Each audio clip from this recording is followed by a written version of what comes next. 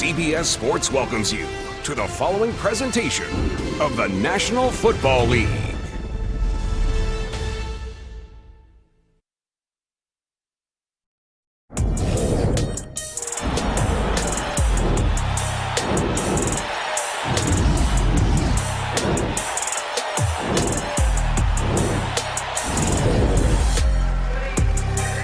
Back here in Jacksonville, yeah, it's humid, 88% humidity. It's been raining the last couple of days. There's expectations for some thunderstorms a little later on. Frank Reich, in his first season as the head coach of Indianapolis, told a great story about being out of the game for 8 years before Bill Polian brought him back in as an assistant coach.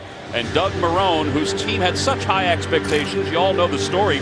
Last year, they went to the AFC Championship game, but his team is just trying to get a victory after losing 7 consecutive games. It's been a nightmare for Doug Marrone. The expectations, if you would look at the power rankings, where the Jaguars fit in after week 4, they were in the top 3 of most everybody's list.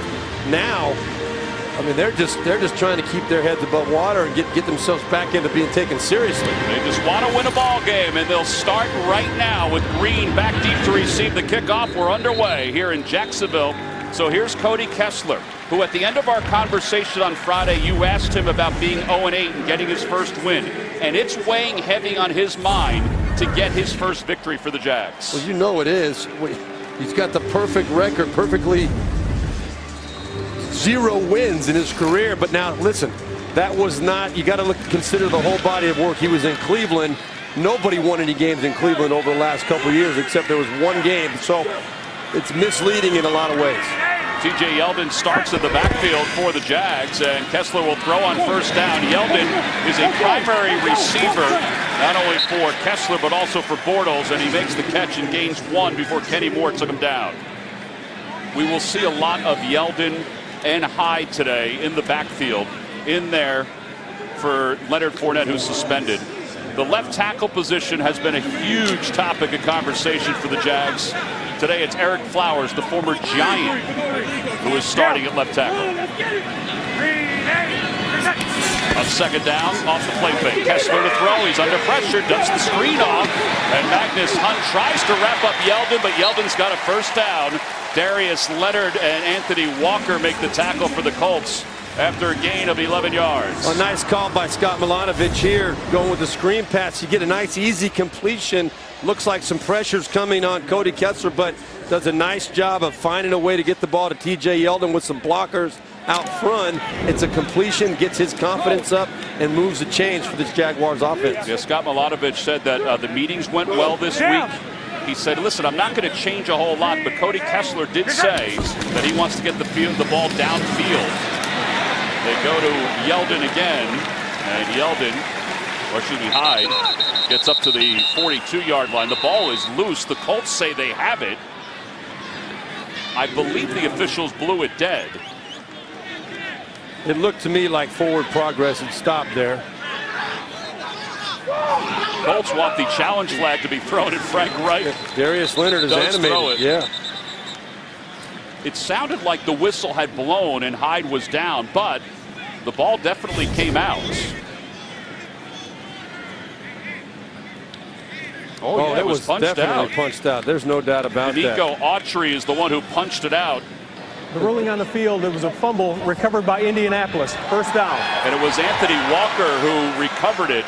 So the officials now change it and say the ruling on the field was a fumble recovered by Indianapolis. And there's no doubt. He was fighting forward still. The question was really only about when the whistle blew, but he was still driving forward. That ball was definitely punched out well before he hit the ground. All right, so after conferring, the officials look like they get it right. They'll review it.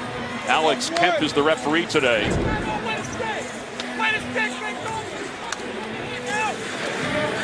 By the way, the Colts are one of 2 teams to force a turnover in every game this season. The other team, the Cleveland Browns. So Frank Reich chooses wisely. And it was his team, his defense, that convinced him to do it. So now the Colts will take over at the 42. Number 73 has reported eligible. 73 is an eligible receiver. Joe Haig is reported as an eligible receiver.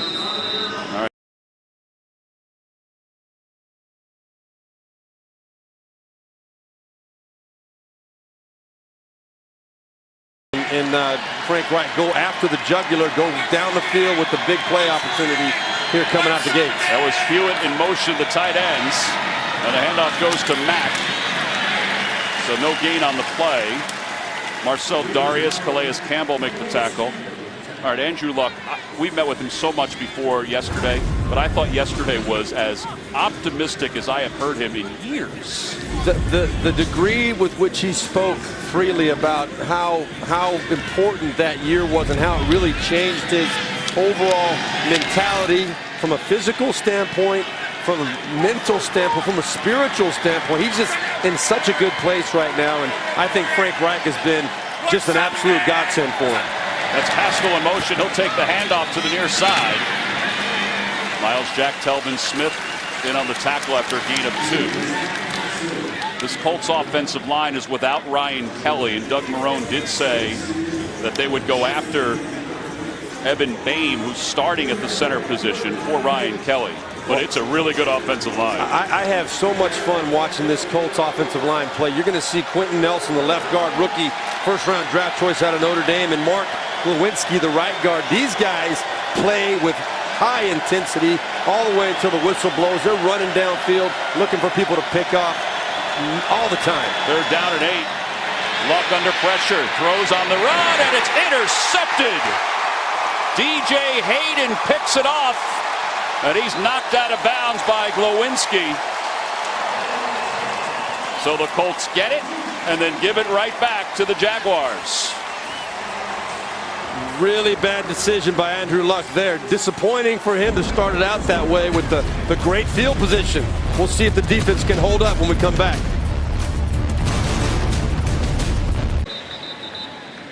One of the storylines for the Jaguars, as we pointed out, is that they haven't forced as many turnovers as they did last year. Last year they had 7 interceptions for touchdowns. They forced the turnover by Luck to get the ball back. Hey, First down from the 28. Yep, Kessler changing the play. Green 80. Good shot.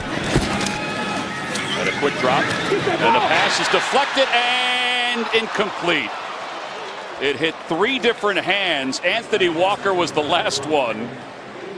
It was intended for Dante Moncrief. Well, this very easily could have been intercepted. Ball led a little bit too much off the hands. Those tip balls coming across the middle are very scary. 3 different Colt players could have had the opportunity to catch that ball. Last one, Walker, should have found a way to pull it in, but you just get so excited when that ball's sitting right in front of you like that. It's hard to relax and look it in. So second down at 10.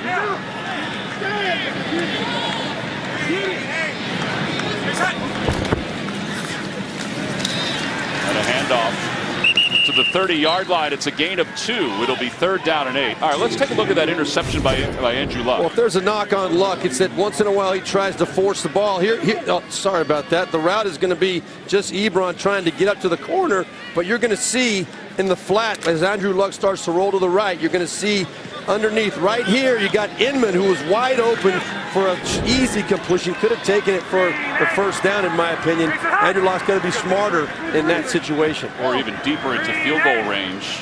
Even if they didn't get the first down. No reason to force it. On third down, Kessler will run. And Kessler's going to be shy of the first down by a yard. Petty Moore came up to make the tackle. And here comes the punt team for the Jags. Neither team able to capitalize on the turnovers. 3 and outs both ways. Logan Cook on to punt the ball. The rookie out of Mississippi State, Chester Rogers, back deep to receive. I think you and I were both impressed with Cook during practice the other day. And Rogers called for the fair catch, and that's going to be a flag.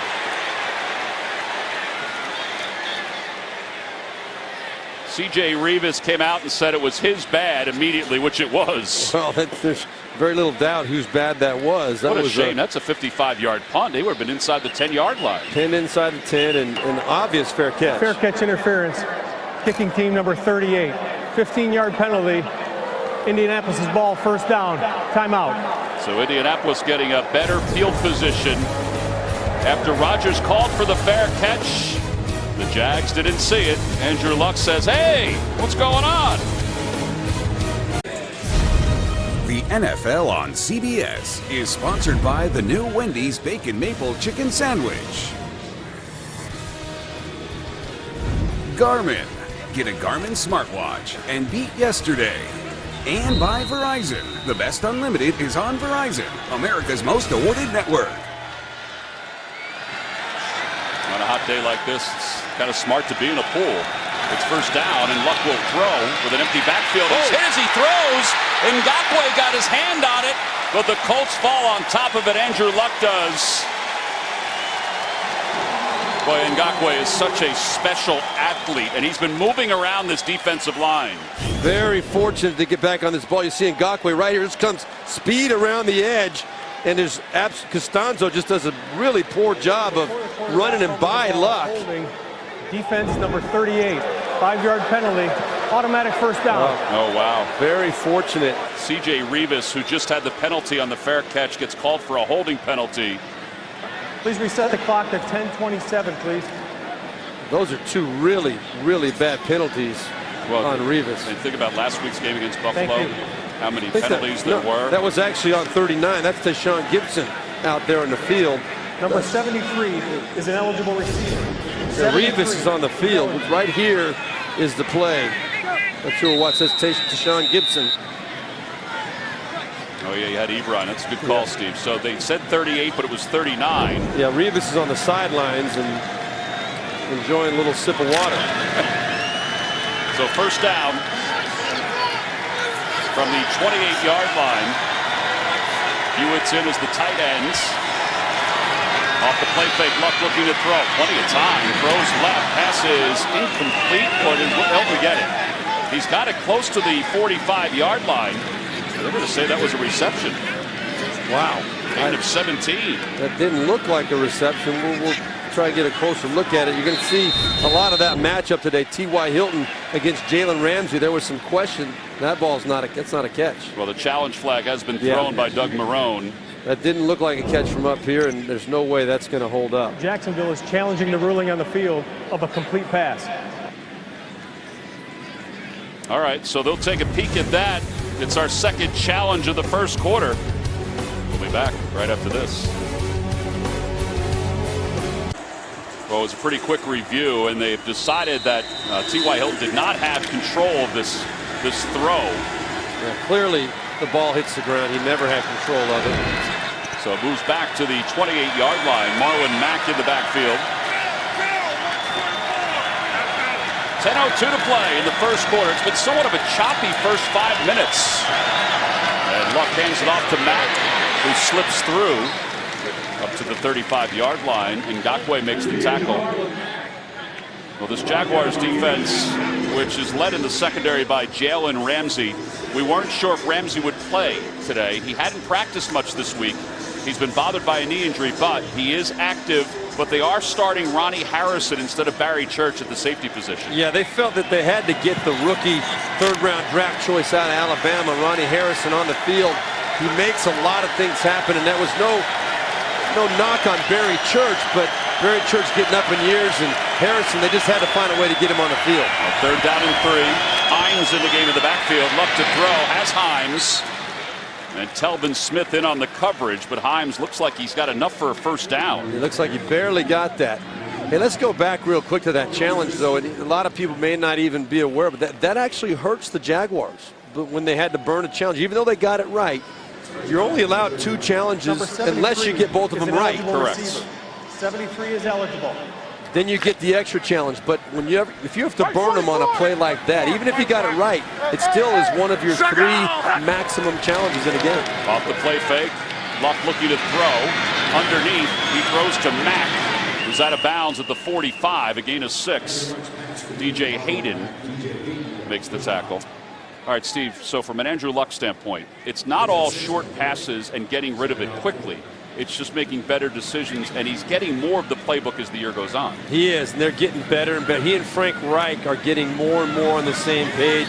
Frank Reich, as the play caller and coordinator of this offense, as well as the head coach, he feels very strongly that he is getting to know Andrew Luck better and better, and being able to really call the plays that make the most sense to him. And that's definitely correlated to his success. On second down and 4, the inside handoff to Mack. And Mack is nailed by Telvin Smith. Close to the 47. Ronnie Harrison there too. This Jacksonville Jaguars defense has long been known as the Colts are getting to the line to hurry up and try and catch the Jaguars off guard. A little pitch to Mack. And he's short of the first down. Telvin Smith came to clean it up, but it was Malik Jackson who made the initial hit. What are your thoughts here? If it's I think down? Frank Reich's going to go for this. It's 4th and well less than a yard, but sometimes you kind of outsmart yourself on that. You try to get to the line quick and try to catch the defense off guard, but there, the Colts obviously were beaten to the punch. So they're going to go for it on 4th down, less than a yard. Keep the quarterback voice in mind, even though it's getting louder here. The voice of Andrew Luck. Well, they're not going to run a play.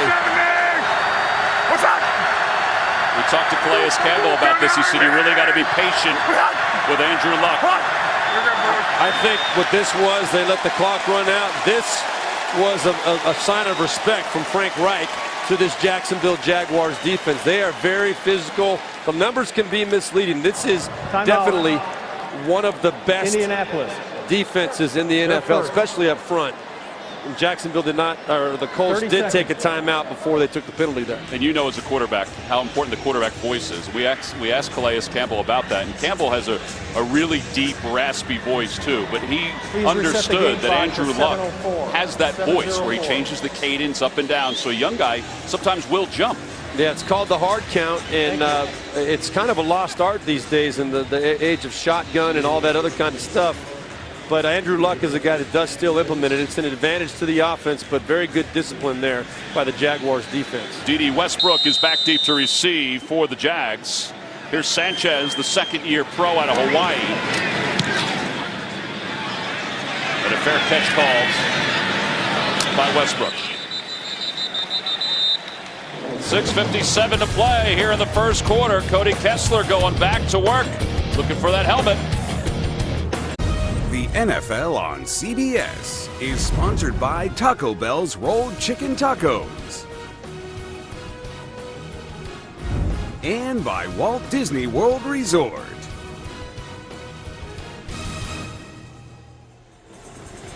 Jacksonville Historical Society hosting their largest holiday event, the 16th annual Gingerbread Extravaganza. Now on display until the end of December. All right, Cody Kessler has not had a lot of action. He is back out there from the 14 on first down. 50, 380. Here comes the pressure. He didn't see it. I mean, he was just smothered by Matthew Adams. They're going to call unnecessary roughness. Right to the head. This is the new NFL. A great play, but Cody Kessler ducks his head and gets hit in the head, and it's a penalty on the Colts. I mean, Matthew Adams was unblocked. Unblocked. It was a complete breakdown by the personal foul, lowering the head to initiate contact. Defense, number 49. 15-yard penalty. Automatic first down for Jacksonville. Yeah, good eyes on that too, Steve. I mean, lowering the head, initiating contact. Yeah, this is the new NFL. I mean, it's hard to not hit head to head, and he's going to tackle him, and the head just kind of naturally follows. It was nothing malicious about the intent, but they're going to call that every time. Same formation offensively on first down. The handoff goes to Hyde. And this Colts defense, which has been so good this year, they knock him back for a couple of yards. Marcus Hunt, he had such a big week last week against the Dolphins. So good offense, balanced offense, but man, this defense, what did Frank Reich tell us yesterday? 4 games ago, he sensed something special was starting to happen. Yes, and he's challenging them every week, saying, oh, like this week he said, this Jaguars defense, everybody talks about them. Let's leave the field knowing that we're the best defense on the field on Sunday. Second down at 10. Here comes the pressure again. Kessler doesn't see it, gets it off to Yeldon, and another drop pass for the Jags. That's been a storyline all season long. Kenny Moore was coming from the backside. Yeah, Cody Kessler's going to have to make sure he's got the protection turning the right way. He's got some people running free at him, and I think that's his responsibility to get that protection. So you see the graphic there, Jacksonville by far the most dropped passes this season of anybody. That's another one added to that list. Yeah, they had 6 last week against the Bills. On third down, they pick up the pressure this time. They dump it off to O'Shaughnessy, and he is met immediately by Darius Leonard, who slows him and gets him a short gain of close to 5, but it'll be 4th down. That was a nice job by Yeldon coming over and picking up the blitz off the slot. Jacksonville picked it up. Kessler had time to make the throw, but that's exactly the throw that the Colts wanted him to make. They were giving him the short throw to the flat, come up and make a nice open field tackle, and now Jacksonville has another 3 and out. Logan Cook to punt. Chester Rogers back deep to receive. This is not the best of punts. It's going to go out of bounds. It's going to go toward the sidelines, out of bounds on a bounce. So decent field position for the Colts. We pause now to remember George H.W. Bush, the 41st president of the United States, an avid sportsman. He played first base at Yale, earned induction to the World Golf Hall of Fame, and threw out his share of first pitches and coin tosses. NFL Commissioner Roger Goodell called him a genuine fan who understood the power of sports to bring people together.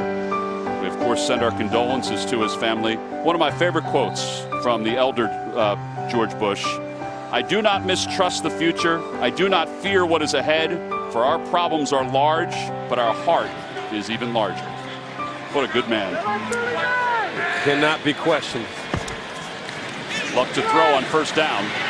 Middle of the field, he's got Inman, and Inman, did he hang on? He may have with the help of his legs. Yeah, they're saying it hit the ground. Boy, that was almost a great circus catch. Couldn't tell clearly whether it hit the ground from up here, but on the field, no hesitation. Let's see here. Nice ball from Andrew Luck. I don't know, Steve. Oh, yeah, there it is, right there. Yep. Good call. Boy, that was awfully close. It was. And what you're going to see, though, this is the Jaguars team that last year had 55 sacks. This year, coming into the game, only 21. They've not been able to generate the pressure. We'll see if they can do it today against Andrew Luck. But this offensive line for the Colts has only given up 11 sacks on the year coming into this game. That's a big difference for Andrew Luck. He's not getting hit nearly as much. Yeah, that's the least amount in the National Football League. Mack to run, and he bumps outside and picks up some more yards. Let's go to New York with JB and Boomer with an update. Houston looking for its 9th straight. Deshaun Watson is off to a great start today. 11 yards to Jordan Thomas. Look at this touch, Steve. He's 8 of 8, 104 yards. That's 17 straight games with a TD pass for the young signal call for the Texans. They lead 10-0 over the Browns. I'd say that's being in a groove back to Tom McCarthy and Steve Berline. Hey, guys, keep those Deshaun Watson highlights coming. He's my fantasy quarterback, so I like that. On third down, Luck taps his foot one time. That's Ebron in motion. Luck steps up, fires to the outside, incomplete, intended for Ebron, who felt like he was interfered with. Are they going to get a flag if they keep taunting? There it goes. The taunting, they might call it both ways. I don't know, but Tashawn Gibson was jawing at Eric Ebron. That is a really, really bad lack of discipline, whoever that's called on. Plus the helmet came off too. Yeah, it's just, it makes those kind of penalties drive coaches crazy. Doug Marrone sitting there shaking his head. After the play was over, unsportsmanlike conduct. Jacksonville, number 36. That's his first foul of this nature toward disqualification. Penalty is 15 yards, automatic first down for Indianapolis. That's my bad. We were calling Tashawn Gibson about that. That was actually the rookie, Ronnie Harrison from Alabama. Yeah, Gibson was in on the coverage. I thought it was Gibson that they got Harrison for coming in late. And that's just a very, very dumb rookie mistake. You cannot justify that, but it's a learning lesson for the kid's excited about his first start. You just cannot do that. Meanwhile, on the Jacksonville bench, Steve, Cody Kessler was evaluated for a concussion. You saw him shake his head after that one hit, and he has been cleared to return. On first down, Luck middle of the field, Ebron. And Ebron lowers his shoulder, and looks like he's got a first down. Telvin Smith in on the coverage. This guy, Eric Ebron, has had a breakout year. A lot of years, 5 years in Detroit, I believe, with Matthew Stafford. Never had nearly the success that he's had this year. Everybody always knew he was a great athlete, very impressive in the things that he could do, but never put up the numbers. This year, 11 touchdowns, tied for the most ever in the history of the Indianapolis Colts for a tight end with Dallas Clark. And that's a pretty special guy to be tied with. Still 5 games left. Still 5 games left. He's out. Ryan Hewitt's in. Eric Swope's in as well at tight ends. Luck throws. He's hit from the backside. Incomplete. It was Deshaun Gibson who hit him. Yeah, I'll tell you, I think in this 7-game slide, this Jacksonville Jaguars defense has been really overlooked. They are still, even though the numbers are down in general, it's because a lot of times they're playing from behind now as opposed to playing with the lead. But they have good cover guys. You see Jalen Ramsey out there on T.Y. Hilton. They can find ways to generate pressure. You're going to have to get physical if you want to match up with these guys. Yeah, Doug Marrone talked about that on Friday. He said, listen, I know we've lost 7 straight, but look at some of the games and how close they've been. And that's partly because of the defense. Marlon Mack gets down inside the 30. Telvin Smith, the tackling machine, makes another tackle after a gain of 4. Well, that's one of the first things Andrew Luck told us about this Jacksonville game today. He said, man, I don't care what anybody says. You can say they've lost 7 straight. This is the top 10 defense in every category, and they play incredibly physical and aggressive across the board. All right, so 3rd down. What would you like Luck to do in this spot? Well, the one thing, you're in field goal range right now. You got a great kicker in Adam Vinatieri, so you do not want to try to force the football. You got to try to find the right matchup. You got one-on-one down in the bottom down here. I think that's Eric Ebron. And Hines was in motion out of the backfield. Pass is complete to T.Y. Hilton. He just sat down right at the 1st down marker. Well, that was a good completion for the 1st down. He did have a really good shot at Eric Ebron on the backside down the random slant route against A.J. Boye. And would have given Andrew Luck a place to go if he went backside. But a lot of times the quarterback is told if a cornerback lines up on a tight end, that's not the matchup you want. If it's a safety or a linebacker, you take that throw. So that's the mental game that a quarterback goes through. And of course, T.Y. Hilton has been one of the favorite receivers for Andrew Luck. The other one, Jack Doyle, who's out for the rest of the year after having a kidney procedure. Luck to throw left side. Pass is complete to Grant as a flag comes in from the outside. Grant was covered by Jalen Ramsey. And we will see who the penalty is against. It's on the line of scrimmage. Illegal shift. Offense, number 21 never got set. 5-yard penalty. Remains 1st down. Yeah, that was Hines, the rookie, out of the backfield. Yeah, he's going to come out in motion, and he either has to stay in motion going all the way to the sideline. He's going to come out here to the side. But if he tries to get set and settle down, you know, I don't know how you call that, to be honest with you, because he wasn't going toward the line of scrimmage. He never stopped his movement. That, to me, is not the right call. It was just weird because he was so far out, too. Here's Ebron in the middle. So he got some of the yards back inside the 20. As long as he's not attempting to get set, there's no reason that he's still in motion. There's no reason to throw that flag, in my opinion. All right, well, this has become a methodical drive for Indianapolis. Their red zone numbers have been good. In fact, they're 5th. 25 red zone passing touchdowns for Luck coming in. That's tied with Patrick Mahomes. Yeah, 69% of the time they come away with touchdown. That's a good number. Off the play fake to Hines. Luck will roll. And this is where he says that he's become smarter.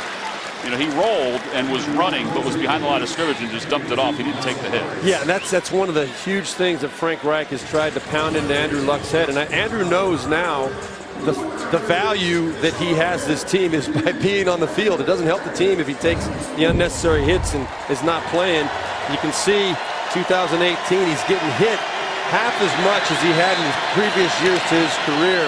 That's a huge mentality change for Andrew Luck. You're not going to see him taking on hits unless it's absolutely necessary. A third down opportunity. They're the best in the National Football League in these spots. And T.Y. Hilton with a curl away from Miles Jack. Looks like he has the first down. That's a great matchup. T.Y. Hilton on Miles Jack, who's a great cover linebacker, very talented linebacker, but asking him to cover a wide receiver of T.Y. Hilton's caliber, and T.Y. Hilton shows why he's a special player, knowing exactly where that marker is and having the ability to get it done. Now, when he said yesterday that what he's learned in all these years is patience. 73. Did you understand what he meant on that? Yes, yes. And you can't get frustrated with when things are going tough. You can't try to make things happen. He had such a great disposition about it. First down from the 12. Here's Mack. And Calais Campbell gets him behind the line of scrimmage as a flag comes in. The flag was toward Andrew Luck. Holding, offense, number 73. 10-yard penalty. Still first down. It's Joe Haig, who was in as an extra lineman. We were told he would play more today as sort of a tight end H-back because they were without Jack Doyle, who they missed so much. Yeah, he's right here on the end. He's playing the tight end position. This is the end of the first quarter. Timeout. Calais Campbell didn't care that he was holding him. That's the end of the first quarter. No score. We'll return to Jacksonville for this message. Well, at the end of one, it's a little different story than when the last time these two teams faced each other. There was a lot of offense in the first half. Not so much in this first half. But we begin the second quarter after the 10-yard holding penalty. Andrew Luck goes back to work on first down. First and 20, yes. First and 20. The ball's first down markers inside the 3. With 4 on the play clock. Luck looking at all his different options, and there was good coverage. T.Y. Hilton was covered on the outside by Jalen Ramsey. That was a shot at a big play. Frank Reich and Andrew Luck were trying. They were trying to fake the screen pass out here to Hines, who's going to just step up and then step back, and they were trying to get the ball down the field. You see the screen, and they were trying to get the ball to the field to one of these 3, but good coverage by Jacksonville downfield. Yeah, that was Wilson, one of the backup free safeties. On second down, Luck from the gun. Steps up in the pocket, pumps. Here comes the pressure, and he'll run it. He doesn't like to do this all the time, but he's gotten better at sliding, although that wasn't the best of slides. That was a slide that hurt my hip. Oh. The way that knee drove into the ground there. Boy, that's a nice divot. A good job by Luck understanding the situation, not trying to force it, and then not taking the unnecessary hit. It has rained a lot here in Jacksonville the last couple of days. They did have the field tarped yesterday. Is that how your eagle looked yesterday? I tried to get out and play a little golf. I had a few chunky divots like that, yes. Jordan Wilkins in. That's Hines. And Hines gets past the original line of scrimmage, and Ngakoue was chasing him down. And here comes Adam Vinatieri.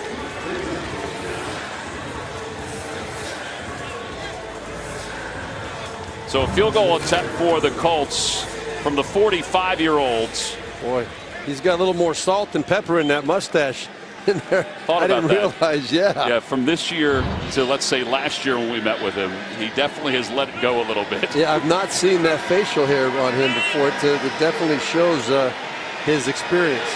29-yard field goal attempt. Sanchez the holder.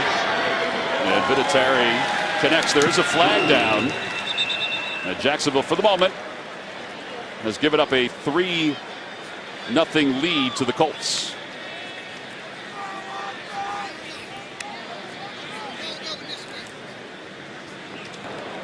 Personal foul, defense, number 90 for roughing the snapper.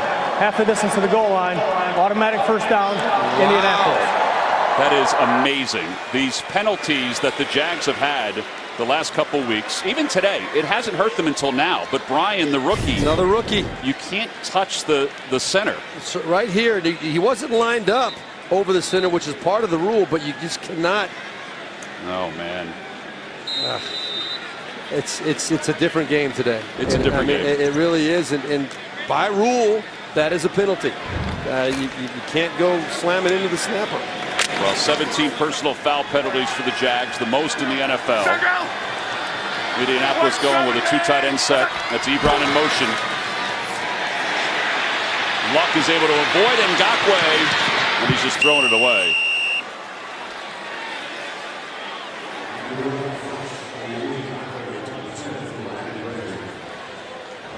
So it'll be 2nd down and goal.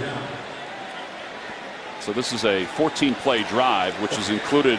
I don't know what Ngakoue was thinking on that last play. He just stopped, right? He just stopped. Yeah, it was like he was playing 2-hand touch. Number 73 is eligible. 73 is an eligible receiver. Second really bad penalty by a rookie on this drive. Marlon Mack is an extra blocker in the backfield. Left to throw back in the end zone for Ebron. There were 3 different defenders who were in the area of Ebron, and why not? Well, you know, you look at the film of this Indianapolis team. They're really creative offensively, and they, generally speaking, find ways to get guys open. But that play right there was affected by Jalen Ramsey underneath. Andrew Luck was afraid to put it right on Ebron because he thought that Jalen Ramsey could fall back and make that play. I'm impressed with the discipline in coverage for this Jaguars team. Obviously not disciplined with their penalties. 16th play of the drive. 3 receivers at the bottom. Luck looking to the right, now to the left for Hines, and Hines has it at the 2. But he'll be stopped short of the goal line. A.J. Boye in on the coverage. All right, so they took the points before. What do they do here, you think, on 4th down? You know, it's 4th down. It's at the 2. Is it at the 2-yard line? It's just inside the 2. I'm not. I would kick the field goal here. Just get yourself out in front with the lead against the Jaguars team that's not a juggernaut offensively. I think you need to come away with points on this drive. Well, this will be the 17th play of the drive. Mostly pass plays. Wilkins in the backfield. Hilton in motion. And a quick snap and a shovel pass. And that's going to be short of the goal line. What a play by Ngakoue, who got a piece of Wilkins on that shovel pass. And this Jaguars defense is able to make the stands. We remain scoreless here in the first half. It's been 22 minutes in actual time since Cody Kessler has been on the field. He's also been evaluated for a concussion during that time. I mean, look at the control that the Colts have had, but they have no points. High formation. That's Hyde. And Hyde may have gotten a hit, or may have gotten a yard. Let's take a look at the hit that Kessler took and the reason why they put him in the concussion protocol. Yeah, they called a penalty. There was a definite head-to-head contact on the play. And Kessler, you can see a little bit shaky getting up off the ground there with his head down. He's kind of a little bit woozy. They checked him out on the sideline. That was the last time he was on the field, was that series. So tough to come in. He has not gotten into the flow of this game at all. Only 5 passes. They've only had the ball for 10 plays now. Not the way that he ideally envisioned starting out this game. He did tell his teammates, and he told us this. He said, listen, I'm ready to rip it when I get in. On 2nd down and 9. He has Yeldon out of the backfield, and he is shuttled out of bounds by Desir. Well, this is where he needs to step up and make a play now. This team needs a spark. Doug Marrone told us very clearly, Nathaniel Hackett, who he has a lot of respect for, it was a very difficult decision for Doug Marrone to make, was fired. Scott Milanovic hired to be promoted to play caller. Cody Kessler promoted to starting quarterback. The sole intention of those moves was to create some plays up the field in the passing game. They just have been non-existent to this point and still today. Yeah, and Yeldon's been the main target out of the backfield receiving-wise. He has 3 receptions. Kessler's in trouble, and he is going down. Margus Hunt was there. So was Danico Autry. And this game has been all about defense on both ends of the field. Yeah, both defenses playing very well. This is the 3rd 3-and-out for the Jacksonville Jaguars. Good pressure. They've been a very good pressure team this year. That would be, you know, they've been much better than what they've been the last several years as far as pressuring the passer, with 21 sacks and now 22 sacks on the year. Chester Rogers back deep to receive. Great shot of Logan Cook, and that is not a good punt. Wow, we were talking about how good he looked at practice the other day, and he's had a good year. That was not a good punt. Excellent field position for Andrew Luck and the Colts when we return. The NFL on CBS is sponsored by Pizza Hut, official pizza sponsor of the NFL. Progressive Insurance, handing off big savings to you. And by Lowe's.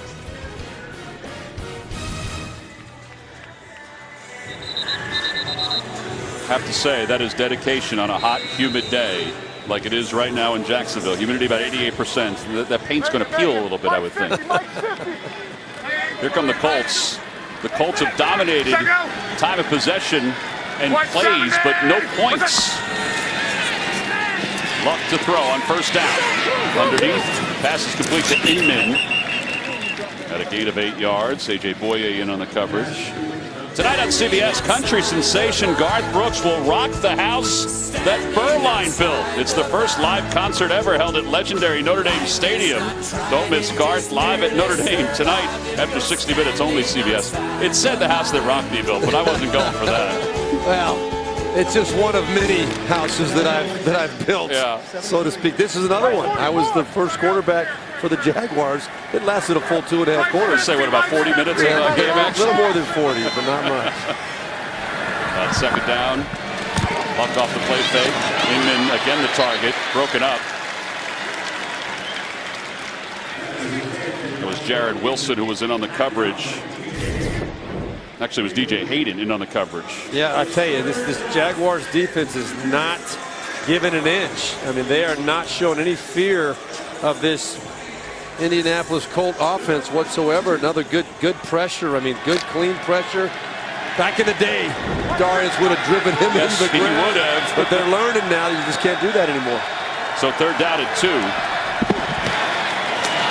And they give it to Hines. I think they're short. Yeah, he might be a half yard short, but Frank Reich has shown, even in this ball game, a propensity to go for it on fourth down. Yeah, I think here you're looking at maybe 1.5 foot at most for the first down. They just got to get to the 30-yard line. I like the call here. All right, but you don't think quarterbacks sneak at all here because of not getting Luck hit? Well, and also the interior defensive line for the Jacksonville Jaguars with Darius and Calais Campbell and those guys. Those are some big, tough dudes up the middle.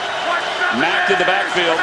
Ebron in motion. He'll take the handoff, and he is knocked out, and the ball comes loose. What a hit! Miles Jack and Telvin Smith combine on forcing the turnover and recovering it. Well, what can you say about this Jaguars defense just continuing to step up with absolutely no support from their offense? They bring Ebron in motion.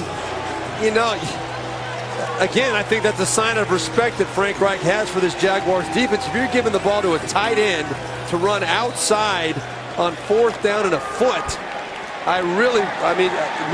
you would like to think these Colts will try to go right at him between the tackles and try and get that first down. Well, it worked for a touchdown last week for Ebron. Not that time, though, on first down. TJ Yeldon, and Yeldon moves the pile up to the 44.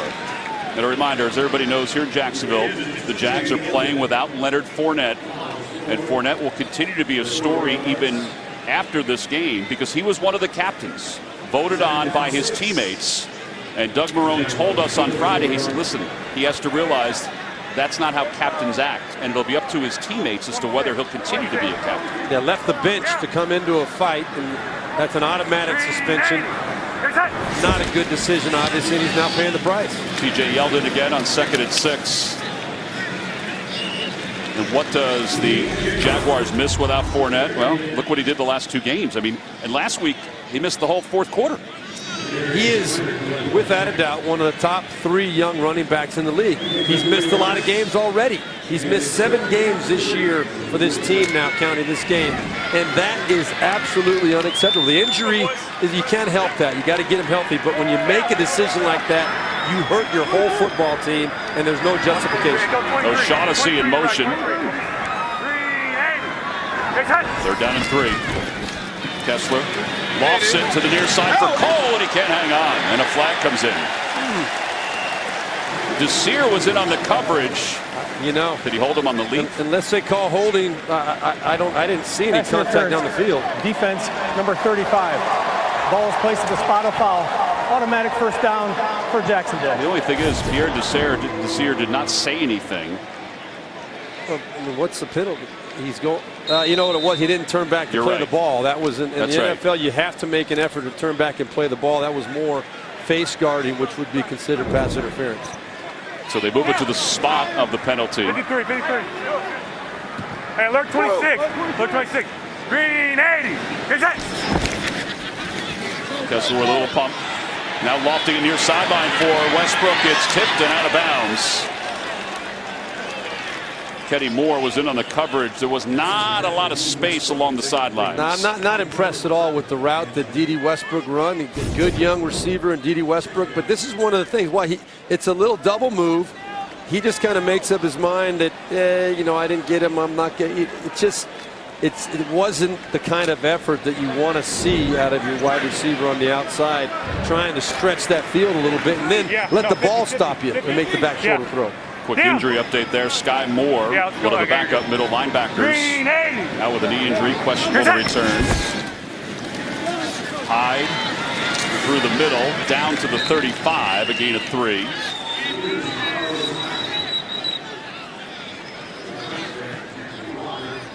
You know, it's interesting, Steve.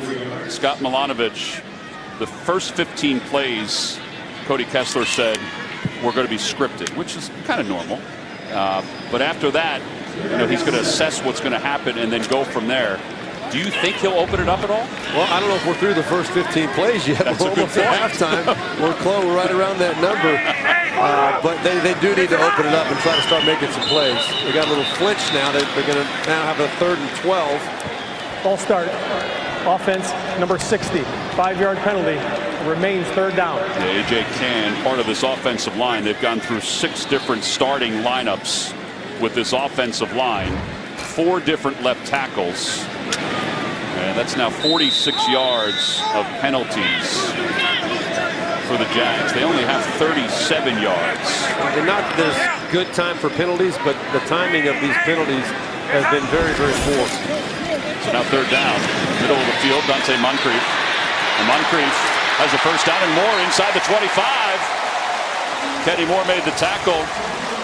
Moncrief was just kind of feeling his way through for 18 yards. Well, that's what a receiver's supposed to do.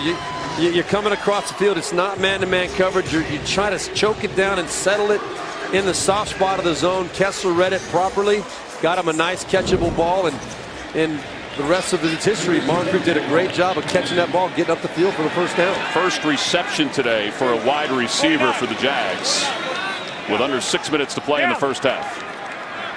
Green 80. Get set. Hyde slips a tackler and gets inside the 15.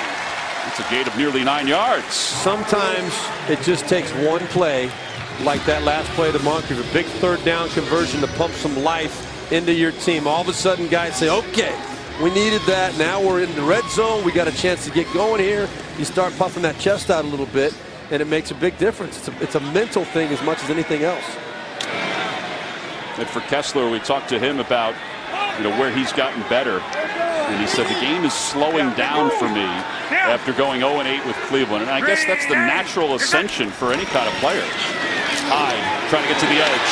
Hyde gets to the edge and out of bounds inside the 10. A late flag comes in after Hyde was pushed out by Desir.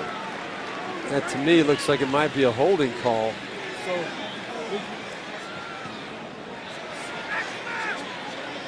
And boy, that'd be a terrible penalty for the Jaguars in this situation. You come off of 3 really good plays in a row. It was Steve Freeman, the back judge, who threw the flag.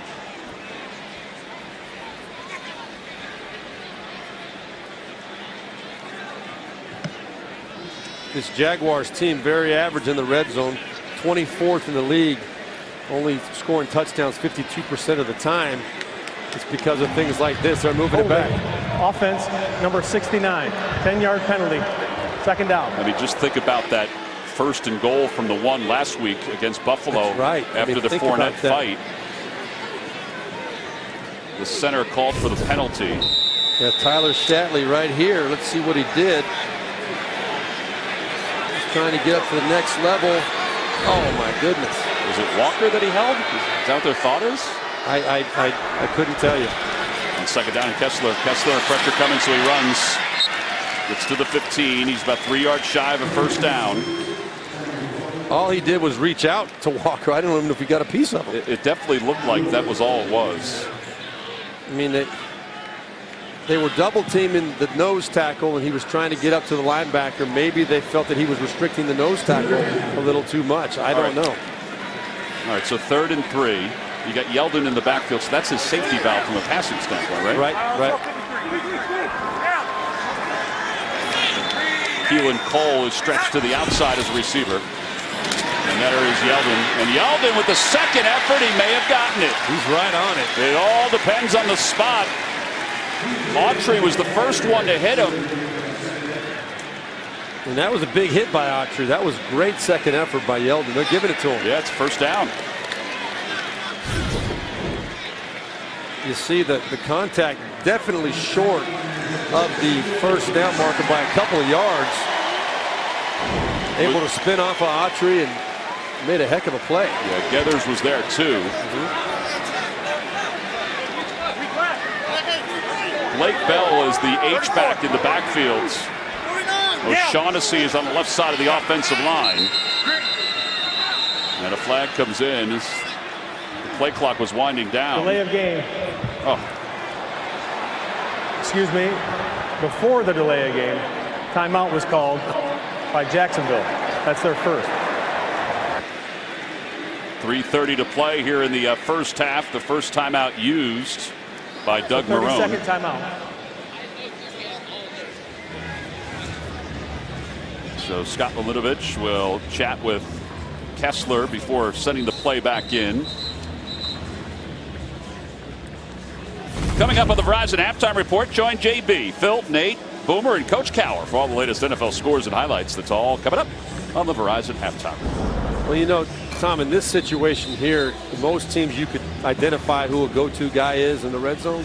This Jaguars team has been one of my big arguments the last several years. There just haven't been a whole lot of really established weapons that Blake Bortles has had a chance to go to. Guys that he could really count on to make plays in key situations. And here, I wouldn't even know who to tell you is the key guy for the Jaguars. Well, the pitch goes to Hyde. And Hyde is hit behind the line of scrimmage. Darius Leonard was there. I think Geathers came up as well. I think you're right, though. Well, you got. Steve, I mean, if Fournette's in, you kind of point to Fournette in a lot of ways. Right, but I'm talking about in a passing game. Yes, you're so right. You know, if Fournette's back there, he's going to draw a lot of attention in the running game, and that's going to create matchups. But who do you go to anyway? Your top two receiving touchdown leaders are your running back, T.J. Yeldon, and D.D. Westbrook, both with 4. There's just nobody established as a red zone threat on this team. Well, Yeldon is in the backfield. We'll keep an eye on him. Kessler pumps toward Yeldon. Now he'll run. And he is sandwiched at around the 13-yard line.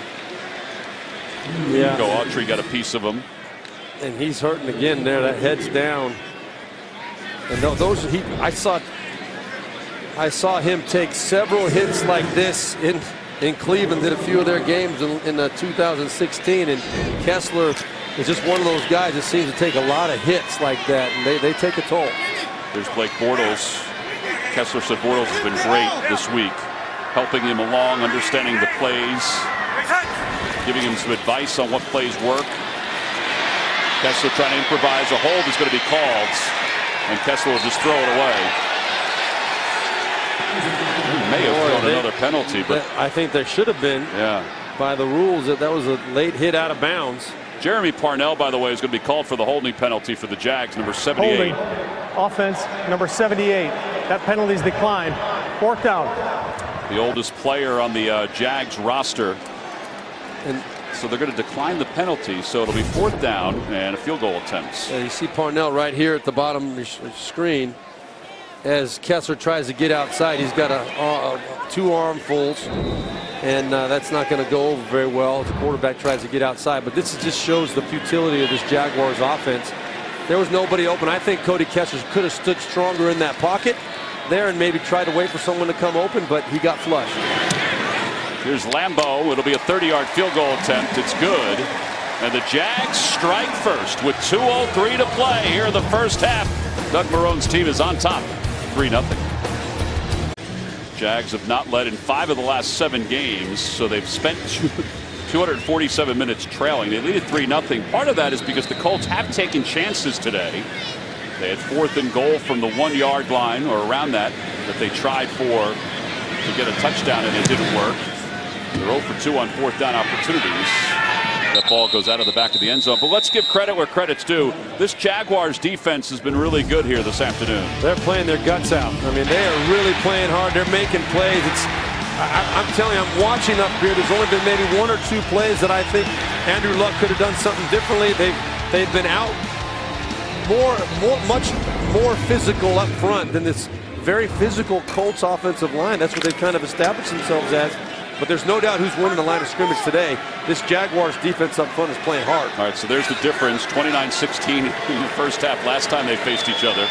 And it's 3-0 Jags. 2 timeouts left for the Colts. Plus the 2-minute warning as Hines is wrapped up from behind by Jackson. And it takes him down. We've reached the 2-minute warning. It's Jacksonville 3, the Colts nothing. We'll be back. The NFL on CBS is sponsored by Dell and the XPS 13 with Dell Cinema. And by Macy's.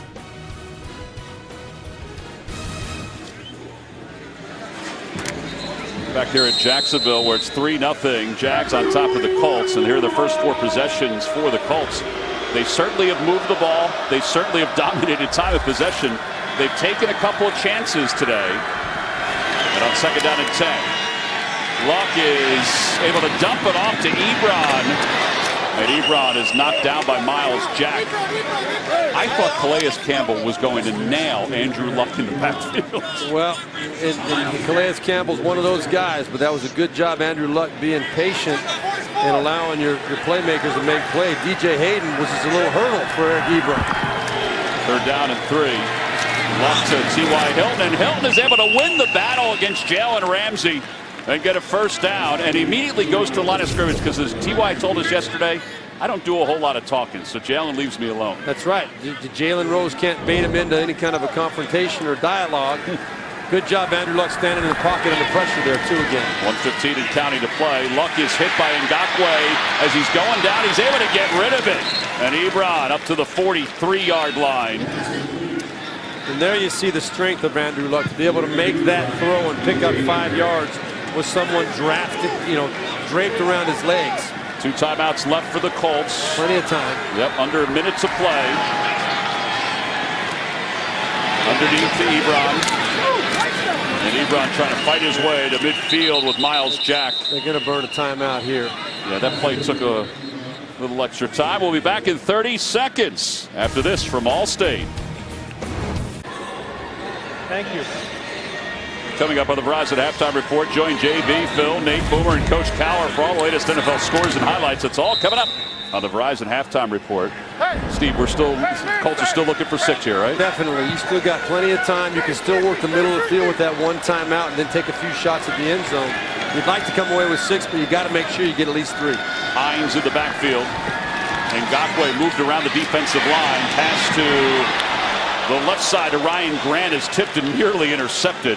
And you don't want a turnover also. You do not want a turnover at all. And the one thing, too, that is kind of disappointing right now is, and I like the patience Andrew Luck is showing, but they're getting these 3- and 4-yard, 5-yard gains right now. Right there, that would have been another catch and tackle for maybe a 4- or 5-yard gain.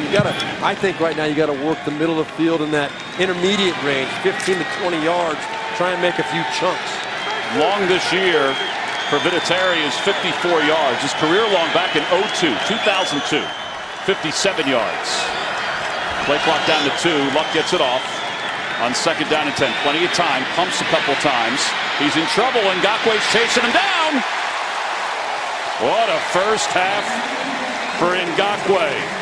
Well, this defense in general, Ngakoue doing a great job finding a way to get some pressure against a team that has not given many sacks up this year, but coverage all the way over the field.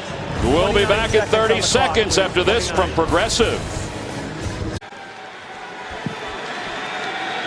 That young man right there, Yannick Ngakoue, has been really impressive today. He just picked up the first sack of the half for the Jags.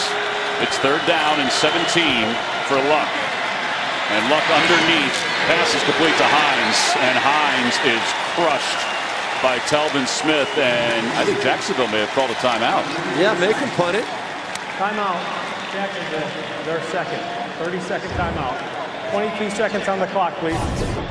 You wonder what the problem is with what downfield. Watch the coverage all the way down the field. You're not going to find a white jersey open down the field. Andrew Luck actually has pretty good protection here, and there's just nobody open. I mean, he can't throw it to anybody. And that's, you got to tip your hat to the Jaguars. They've got the right coverages, and they're playing it very well, and then the pressure's coming. That was the 2nd down play, and they were moving the ball, getting into Vinatieri's field goal range up into that. They were, yeah, they had a 1st down at the 50-yard line with 40 seconds left. Sanchez on the punt. Coming with the block. And some shifting going on for the Jags. Keelan Cole is now back to receive this punt. We watched special teams. Yeah, we watched special teams practice the other day, and they were doing a lot of different things, and they nearly got it. It's a good punt by Sanchez, although it's going to go into the end zone. 15 seconds left here in the first half. Well, this weekend, it's the My Cause, My Cleats initiative that the National Football League is putting together. I mean, some of these cleats have been very creative. We saw Tommy Bohannon's cleats for his foundation. Keelan Cole with the Boys and Girls Club, which you just saw there. And discovers how players are making a difference in their communities, and bid on their special edition cleats at NFL.com/CauseMyCleats. I love it. We had a choice between 3 pairs when I was playing. You had Pony, Reebok, or Nike. Kessler underneath to Yeldon. And Yeldon spins away from one defender, trying to get out of bounds. And Deshear is able to take him down. 8 seconds left. Well, I guess Kessler is able to take a shot here. Yeah, I mean, I truly think the play here is to just be conservative, run it up the middle, go in at halftime. You got a 3-point lead. If you drop back and throw, and Kessler takes another shot, you know, it's just not worth it. 8 seconds. What are you going to do? You're going to get 50 yards and get a field goal? So we did see them working on it during practice earlier this week. Keelan Cole was the target, but he was the target downfield, and that will be the final play of the first half. All right, so not a whole lot of offense. Oh, Jacksonville's called a timeout. Excuse me. 30 seconds in length. Jacksonville has called a timeout. So 3 seconds will be put on the clock. Thank you. How about that? Well, you'll see 2 Colts within, anywhere within 15 yards of the line of scrimmage here. And they'll be rushing the passer, and the other 9 will be, down the field just waiting to make a tackle. Listen, the Jags have some guys that can get downfield. I mean, D.D. Westbrook is as fast as they come. We watched the other day, Keelan Cole in practice. He was to the back corner of the end zone on these long pass plays from Kessler. So they have these plays. Yeah, but it's just whether he has the time to get them off. There is only one thing that the Indianapolis Colts are worried about right now, and that is not letting anybody get behind you. That's right. That will not happen. They are going to rush 4. They don't want Kessler to have that kind of time, but there will be nobody behind this Colts defense. With 3 seconds left, they dump it off to O'Shaughnessy. And O'Shaughnessy will get across the first down marker and then eventually out of bounds, and that will be the ends of the first half. Well, as we were saying, not a whole lot of offense in the first half, but the Jags have the lead. Halftime is next after these first half highlights from Verizon and a word from your local station.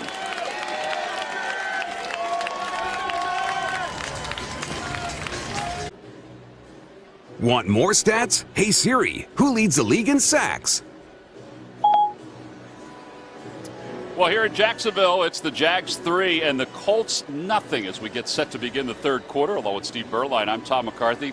We expected a little more offense. The Colts have actually had offense. They just couldn't put it into the end zone. Well, the Colts, the level that they've been playing at for the last 5 weeks has been off the charts. One of the best offenses in the league. You got to tip your hat to Jacksonville, how well they're playing defensively, and also the Colts vice versa. Neither one of these offenses has done anything to get anybody excited. So it's a defensive struggle right now. All right, so there's a couple of key plays that the Colts had, and the Jacksonville defense disrupted. Well, Jacksonville's won every one. Here was a key 4th down from the 2.5-yard line. I think the Colts should have kicked a field goal there, but they went for it and got stopped. And here, another 4th and short, less than a yard, and they're hit in the backfield fumble, and that leads to the Jaguars' field goal. That's the difference in the ball game right now. So up front, the Jags are definitely winning that physical battle. And one thing that the Jags have done is they've been penalized in this first half. 6 penalties for 56 yards. It hasn't hurt them on the scoreboard. Yeah. It hasn't led any scores for Indianapolis, and they're very, very fortunate because they were significant penalties. All right, I want you to expand on this a little bit. I'm sure as a quarterback, you've had days like this where the first half doesn't start out all that well. Both of these quarterbacks have started very slow in this ball game. So yes, both of these offenses. Now the role of the quarterback in this situation, and Andrew Luck will do it confidently, I'm sure, and Kessler has got to find a way to get his teammates to rally and believe as well. But it's the quarterback's job to inspire and promote confidence within his offense. Quarterback's got to run around and make sure that everybody gets their mind clear, focus on one play at a time, one drive at a time, and you got to get something on the board early in the second half. That's the emphasis right now. Yeah, Andrew Luck is averaging 3.35 yards per attempt and 5.8 yards per completion. Here is the comparison we talked about. Andrew actually has 26 attempts. It's just that they haven't gone from a whole lot of yards. 87 yards, 26 attempts. That's unbelievable. Andrew on the year averaging over 7.1 yards per attempt. Today, as you said, not 3 point, whatever, what was it? 3.35 yards per attempt. Unbelievable. Yeah. So yeah, this is both these offenses need to find a way to get something jump started here. On first down, Luck looking to throw. He has T.Y. Hilton, who has it knocked away by Jalen Ramsey, who has really not shown any ill effects from that knee injury that slowed him this week. Yeah, there was uncertainty about Jalen Ramsey playing today all the way through pregame warm-up. Doug Marrone couldn't tell us with confidence on Friday that he was going to play, but you see right there, Jalen Ramsey, one of the most confident corners in the NFL, not afraid of T.Y. Hilton blowing past him. And by the way, we talked about the Jags defense stepping it up. Todd Wash, their defensive coordinator, who's kind of been on the hot seat too because of the way the team has played, said, I have to do a better job coming into this. I have to do a better job of getting them in position to make plays. Well, they have made plays today. There's no doubt about that. As Marlon Mack is stopped shy of the 31-yard line. All right, so now a third down. The Colts came into this game first in the NFL in third down conversions. And today, 4 of 11 so far on third downs. And the Jaguars on D, the ninth, tied for ninth, the 37.3% third down. So we thought this would be a good matchup today. T.Y. Hilton's in the slot to the right. He has 3 of the 4 conversions on third down. Instead, they go to the outside, and Ryan Grant, or excuse me, Naheem Hines with the reception. I think they may call pushing off offensive PI on this one. Pass interference, offense, number 11, 10-yard penalty.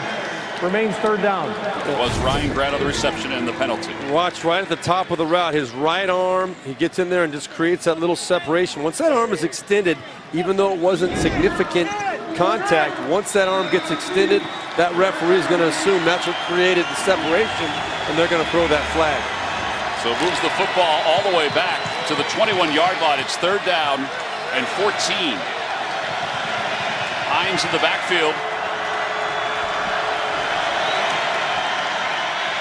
Luck, plenty of time, throws underneath to Ebron. And Ebron with a stiff arm trying to get away from Miles Jack, and Jack rips him right into the legs of Doug Marrone. And he's going to be shy of a first down. Another good defensive series for the Jaguars, not what the Colts were hoping for out of the get-go. You know, nobody's biting on that double move. Boyer right there just playing good discipline. On the other side, just nothing there. Nothing there. 2 return men are back for the Jags. Good punt by Sanchez. Fair catch called for at the 16 by Green. So 3-0 Jacksonville. Kessler back to work for the first time in the second half when we return. T.Y. Hilton and Andrew Luck going over some of the video on the sidelines. Hilton 3 catches, 21 yards. Luck 16 of 28, has not reached 100 yards yet. Jaguars with the football for the first time. Kessler dumps it off to Hyde. Flag comes in. And an excellent one-on-one tackle made behind the line of scrimmage by Matthew Adams. And it's going to be holding against Jacksonville. Yeah, we all know what that means, and that's just the absolute worst way to start a drive coming out in the second half.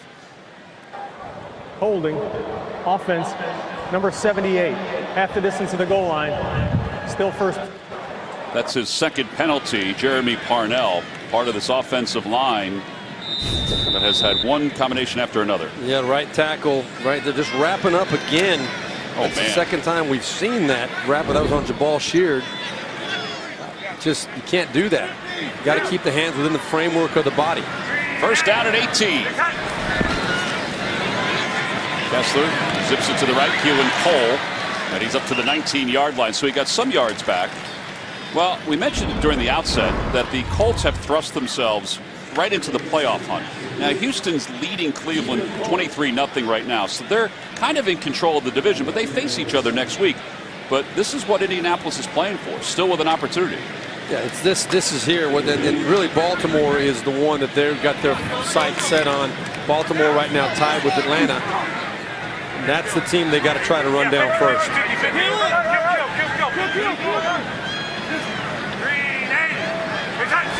Play clock at 5. The handoff to Yeldon.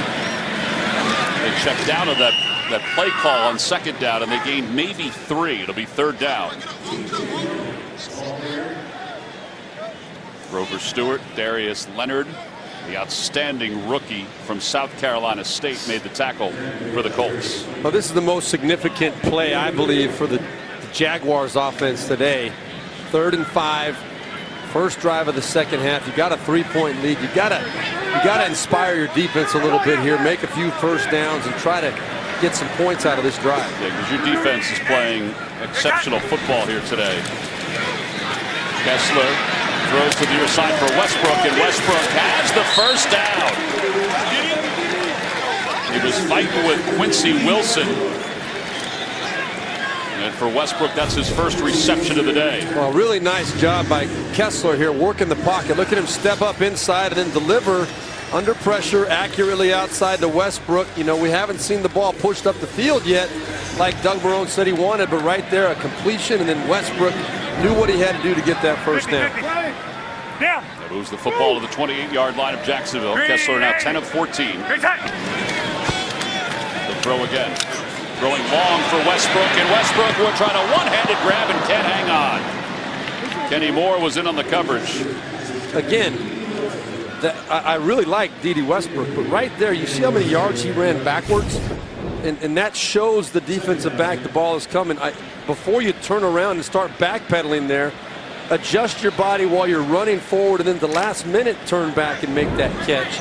You're telling the defensive back the ball's coming when you open up like that. Kind of like the play he made in Buffalo last week that didn't lead to a touchdown for the Jags. Right, that got him inside the 1-yard line, and they ended up coming away with nothing. They hand the ball off. It's Hyde up to the 35. Gain of 7.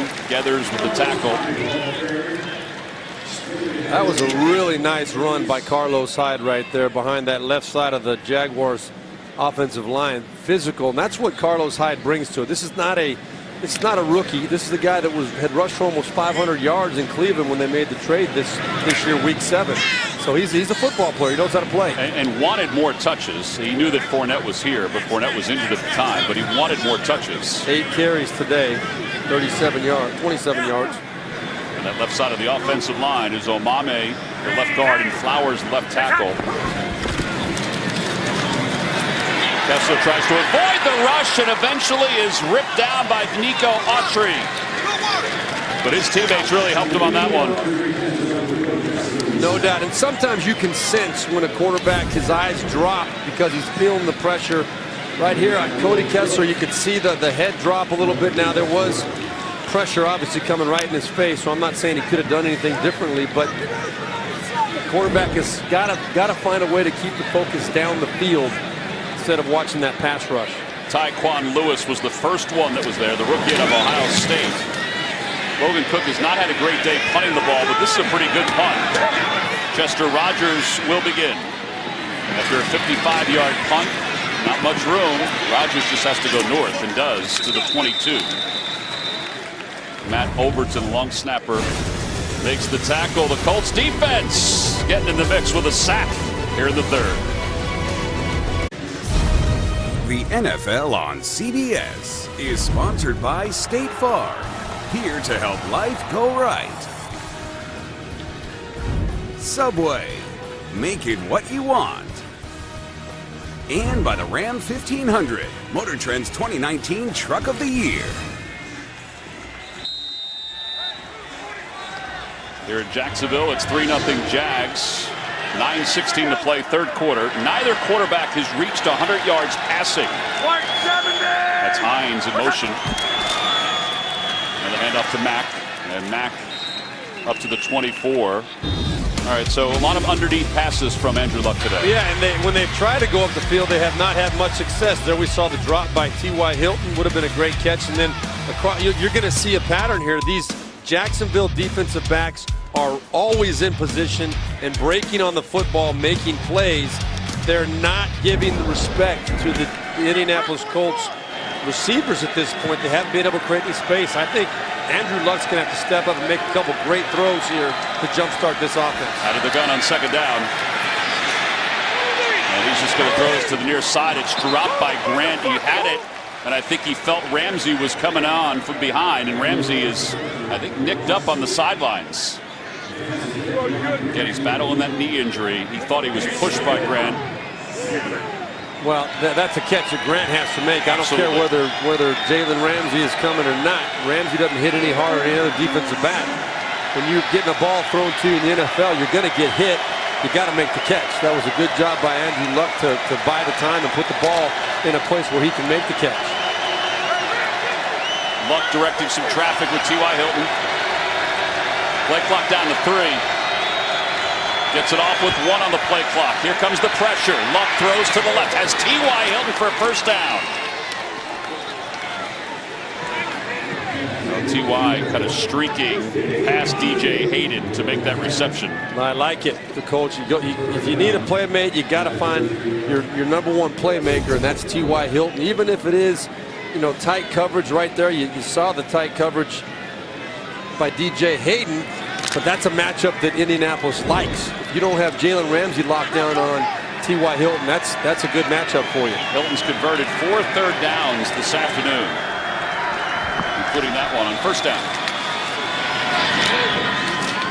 And a pass complete to Hines out of the backfield. And Hines close to 10 yards. Ronnie Harrison, the talented rookie out of Alabama, and Telvin Smith make the tackle. All right, so now what Andrew Luck is doing right now in that huddle, he's telling his guys, okay, we got it going now. Let's keep it going. 2 first downs in a row. You get that rhythm going, everybody starts feeling better about things. They'll run it with Hines. He may have gotten 1 yard. Darius made the tackle. Darius did not play last week because of the bad back. But he's needed today because Avery Jones, who's also a nose tackle, is questionable with a shin injury. They talk about cap space with the Jags. They owe Darius money. They owe Campbell money. Moving up to next year, Malik Jackson money. On second down. Luck has time, this time to the near side for Hilton, and he can't hang on. Broke it up at the last moment. Jalen Ramsey. I'll tell you, he does a lot of talking, Steve, but he does make some plays, doesn't he? Yeah, he backs it up most of the time. I think that he's one of those guys, though. He's such a special talent, and a big part of his game is that confidence and that cockiness. He does not ever get discouraged, but the way this season has gone, we haven't seen a whole lot of comments publicly lately from Jalen Ramsey, and I think that's a good learning lesson for him as a young corner in this league. All right, so now it's third down and 9 for the Colts. And the Jags are bringing the pressure. Inman is wide open, and he can't get it. He got turned around, and that was nearly a breakdown that was really going to hurt the Jags. Yeah, somehow, some way, Luck and Inman have got to connect on this play. He was open behind, and whether you want to put the blame on Andrew Luck for throwing a little bit too far under heavy pressure or just a bad adjustment from Inman, you know, that somehow that ball has got to be completed down the field. Your team needs that play to be made. Jacksonville uses a timeout. 30 seconds. All right, you watch film with wide receivers after the game. What would film work tell you about that? Well, right there, that was a broken play. Inman wasn't even really in the read for Andrew Luck. He was running a clear-out route, but when Andrew broke the pocket to the left, Inman's got to try to find a way to get to space, and he did. But, you know, the ball and the receiver have got to somehow find a way to connect on that. I don't know who you put the blame on. It just didn't happen. A very odd timeout called by Jacksonville. It must have been a personnel issue. 6:41 to play in the third quarter. Westbrook back deep to receive this punt, calls for the fair catch. Still 3-0 Jacksonville. 6:33 to play. Kessler exchanges the hat for the helmet when we get back. Kind of interesting. Andrew Luck told us yesterday that December games on the road, got to be able to get your running game going. Today it's been more passing than running, and they haven't really been able to convert consistently. And that's why the Jags have the lead. Here's Hyde up 3-0. Jacksonville in the midst of a 7-game losing streak, the longest active streak in the NFL. They've only held a lead in 2 games coming into today. But the last 4 games decided by 6 points or fewer. That's what Doug Marrone said. He said, listen, I don't want to sell anybody anything because we've lost 7 straight, and I know that, and I'm trying to be out front of that. But they've been close games, and he benches Bortles. The offense isn't much different today. It has not looked much different, and that says a lot about the offense in general, you know. Kessler with Westbrook in the backfield. Flag comes in. That is a lateral, and what a hit. Oh, man. Matthew Adams has been hitting hard today. And it's holding against the Jags. Holding, offense number 69. Penalties decline. Third down. Well, we're going to watch this hit in real time. You want to play in the NFL? You got to be willing to deal with something like this. It's a good tackle. Yeah, good tackle. But now, this is a point, and I don't care what you say, Tom. The bottom line is to play quarterback in the NFL, in situations like this, you've got to step up and make a play. I don't care how good the defense is. At some point, you got to make a play. Because he's been challenged by Frank Reich, the coach of the Colts, because he declined the penalty. As Yeldon is out of bounds, shy of the first down. He declined the penalty and said, you know what, it's 3rd and 10. I don't think you can get the first down. In an ugly game like this, you know, an ugly game, when it's a beautiful game if you're a defensive person, but most people will consider this an ugly offensive football game. It comes down to making a few key plays at the key points in the game, and it falls on the person who's got the ball in their hands more often than anybody else. It falls on the quarterback. You got to make those plays. Chester Rogers calls for the fair catch at the 25. 55-yard punt. Not a whole lot of scoring here this afternoon. Can Andrew Luck change that? We'll find out.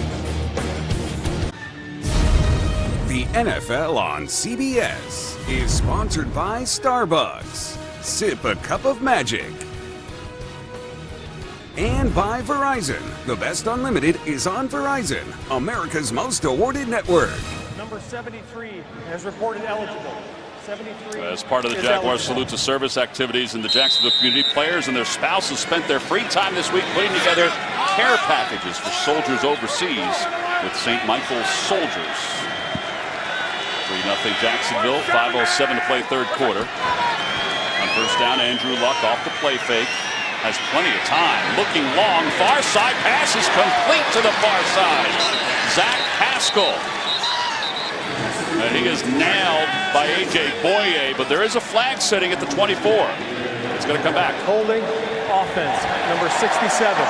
10-yard penalty, still first down. Now that hurts. That hurts the Colts. That right there, I was very excited as a quarterback. I knew Luck was going to come out and try and make something happen right here, but not to be all for naught. Well, what did Doug Marrone tell us? They were going to go after the center, Evan Bain. This is not going after him. He just held. Taven Bryan is who he held. That negates a 40-yard pass play.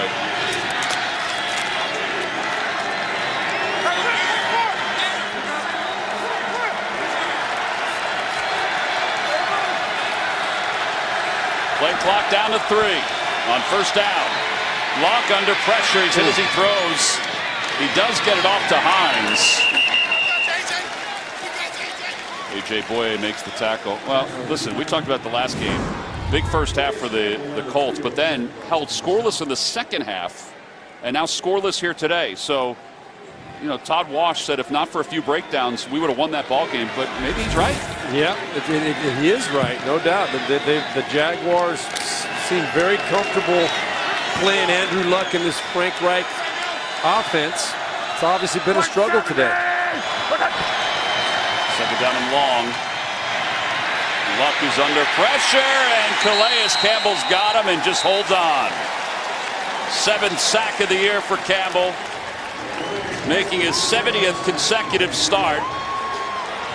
And you see the class that really separates Calais Campbell from a lot of players in this league. He's been around a long time, but a lot of guys would have taken a chance to get Andrew Luck down on the ground. He just said, okay, I got you. We're just going to stop right here. You know, and he pats him on the back and says, all right. He was very introspective this week when we met with him. He said, listen, I need to be better. He said, well, our defense needs to be better, but I need to be better. Here's T.Y. Hilton on 3rd and long. And Hilton out of bounds. He got some freedom. Jalen Ramsey will be credited with the tackle with 3:03 and counting to play here in the 3rd quarter. And the Colts will punt again. And for Todd Wash, you know, you saw what happened with Nathaniel Hackett. He was let go.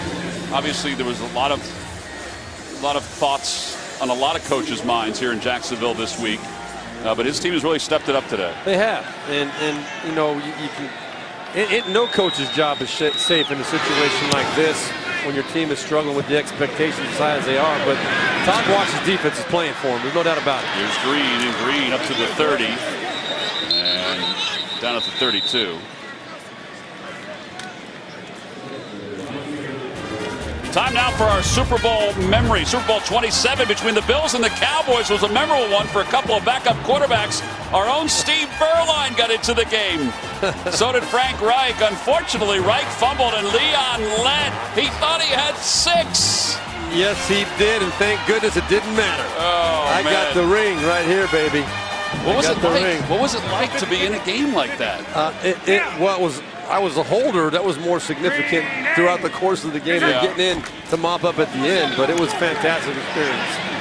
Yeldon out of the backfield up to the 36-yard line. How about your running back fumbling that clean handoff by you? Your running back fumbling that clean handoff. It was not my fault, obviously. No, quarterback always takes the blame. Watch right here, though. This is where Cody Kessler, in my opinion, needs to start taking a little bit more charge. He takes a nice, safe pass in the flat, but watch coming across the middle field. That's an open receiver in the middle of the field to pick up a chunk yardage. Those are throws that you got to be able to see and make at certain points. Instead, he goes to Yeldon for the 6th time. He has 12 completions, 6 to Yeldon. And Hyde runs up the middle. Darius Leonard makes the tackle after a gain of 2. So it'll be 3rd down.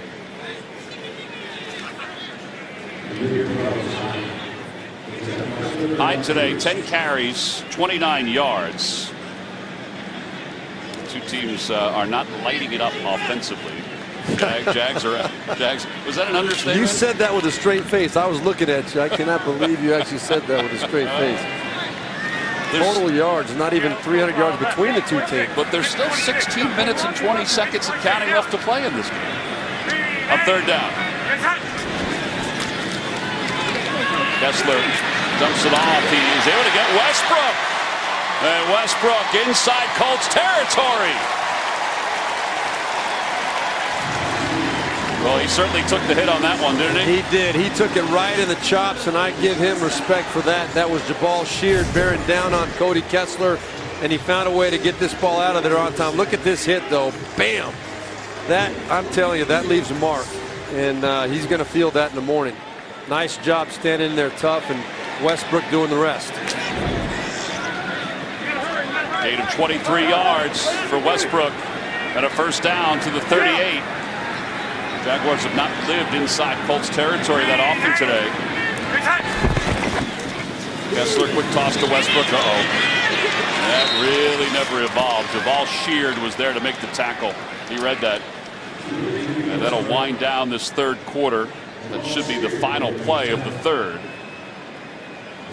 Well, you're not going to see this kind of score that often in the National Football League in this day and age. But we end the third quarter with the Jags up 3-0 over the Colts.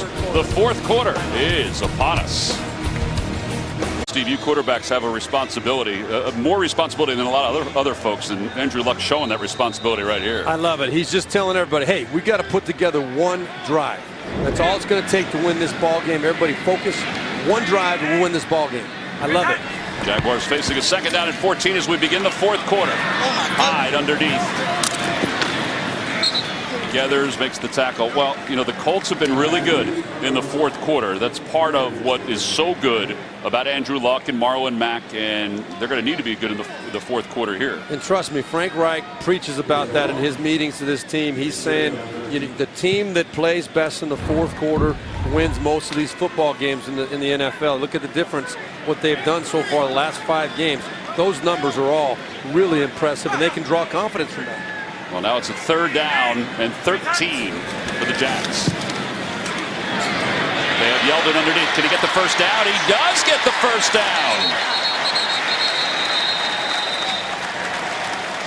You know, TJ Yeldon out of the backfield, when they drafted him, they thought he could be a premier back. He's turned into a very nice NFL back. He is. He's shown he belongs, and he's got a role in most situations. You'd want him to be kind of your third down guy and your second back, and that's what his role is here with the Jaguars. But unfortunately, Fournette has been off the field more than he's been on the field this year. And Fournette serving his 1-game suspension. So Yeldon and Hyde getting most of the action today. Here's Hyde. Slips a tackle or two before Muhammad takes it down. Gets inside the 25-yard line. Hyde now 11 carries, 31 yards.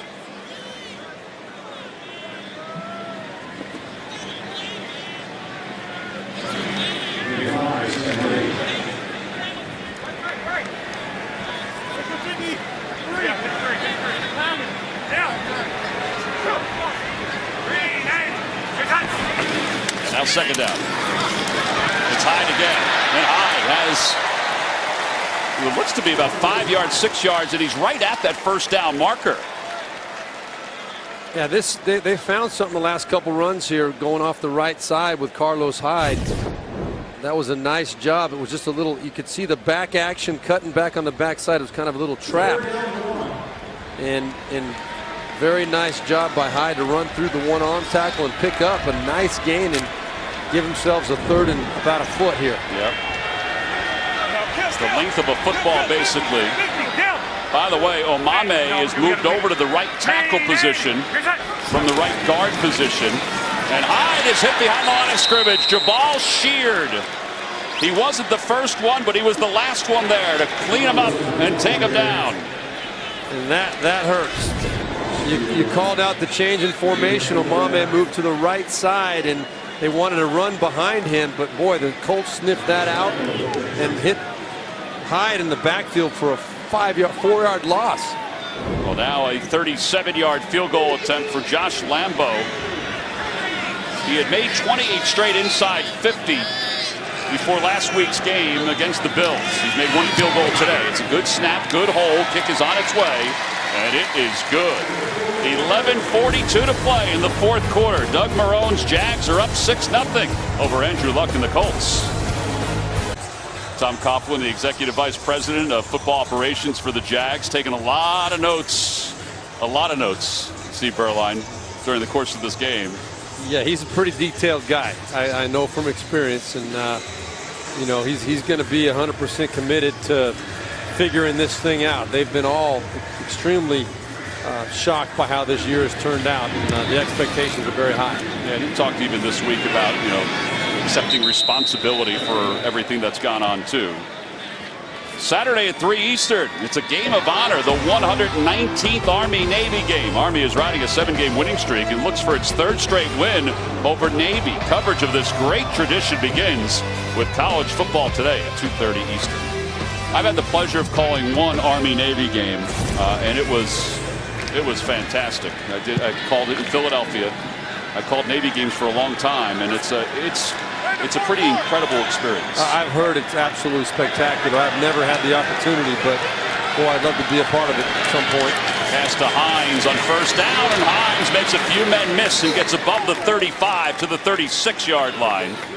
And there you saw some of what we were talking about very early in the game. This Colts offensive line, we haven't had a chance to talk much about it. You see the point differential today, but this Colts offensive line, that play, they were flying down the field looking for people to pick off. A high snap handled by Luck.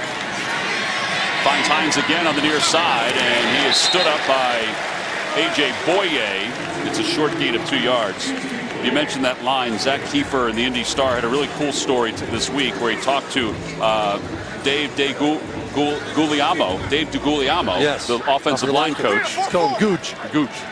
And it was really a neat story talking about all the personalities that are on this offensive line. Now, they are playing today without Ryan Kelly, their center. He's their stabilizing force. Luck finds Inman, and Inman up to the 43 before he's hit back by Boye and Harrison. This Jaguars defense is just making the Colts earn every single yard. They're being very disciplined. Todd Wash has got these guys playing today. They've made their disciplined reads, and they're understanding their responsibilities, and then they're finishing it off, coming up and making great open field tackles. And are you still comfortable with all these short passes? I'm not. Andrew Luck isn't either. He wants to push the ball up the field, but he's not seeing anything there. He still has to make a play, though, at some point. Yeah, 3rd down and a little less than 3. Steps up in the pocket. Ball is swatted away. Calais Campbell. It'll be 4th down, and the Colts will bring the punt team on. Well, Calais Campbell is not a little man. He's 6 foot, and look at that. It's 6'8", 300-plus pounds, and he realized he couldn't get to Luck. The next best thing is to get up in his vision, and his instinct was absolutely right on cue there and made a great play. D.D. Westbrook back deep to receive for the Jags. Ball go over Westbrook's head and bounce into the end zone. 6-0 Jacksonville, 9:54 to play. Kessler back on the field when we return with the lead. The NFL on CBS is sponsored by The Home Depot. More saving, more doing. The Mule, starring Clint Eastwood, in theaters December 14th. And by Ford. Built Ford proud. Got to tell you, they got everything at stadiums nowadays. That's Pet Paradise, which is part of the stadium here in Jacksonville. There are a lot of dogs that some of the players and the families brought to the game today. Coming up on the State Farm postgame show, join JB, Phil, Nate, Boomer, and Coach Cower for all the latest NFL scores and highlights. That's all coming up on the State Farm postgame show. Yeah, you know about that pet place there. We asked what the heck the concept was for. They said, well, the players need somewhere to bring their dogs. Yeah, it's like, and the fans too. The dogs get to go to the football games now. So great. Down. On 2nd down, here's Yeldon. And Yeldon has not a lot of room. Darius Leonard, Anthony Walker. They were all part of the mix there. Yeah, and we haven't talked much about Darius Leonard, but this kid, though, man, is he a special player. We got to meet with him yesterday as well, and just his perspective on things and maturity from this kid who's a rookie in the NFL, leading the NFL in tackles coming into today. Just an incredible find by Chris Ballard in this Colts organization. Undersized when he went to college. He wound up going to South Carolina State. Autry nearly got Kessler. Kessler is able to avoid it. He's got a 1st down. What a run by Cody Kessler. And that's how you win over your teammates, too, right there. Just finding a way to get it done. It's a great job by Kessler. There was some pressure immediately from Autry. There was A.J. Cann got whipped right off the line of scrimmage, and Kessler just reverted back to just being a playmaker and did whatever he had to do to get that first down. That's hats off on that play. That's the longest run of the day for the Jags. Again, they're without Leonard Fournette today, suspended after the fight last week against the Bills. A first down. Kessler looks left, rolls right.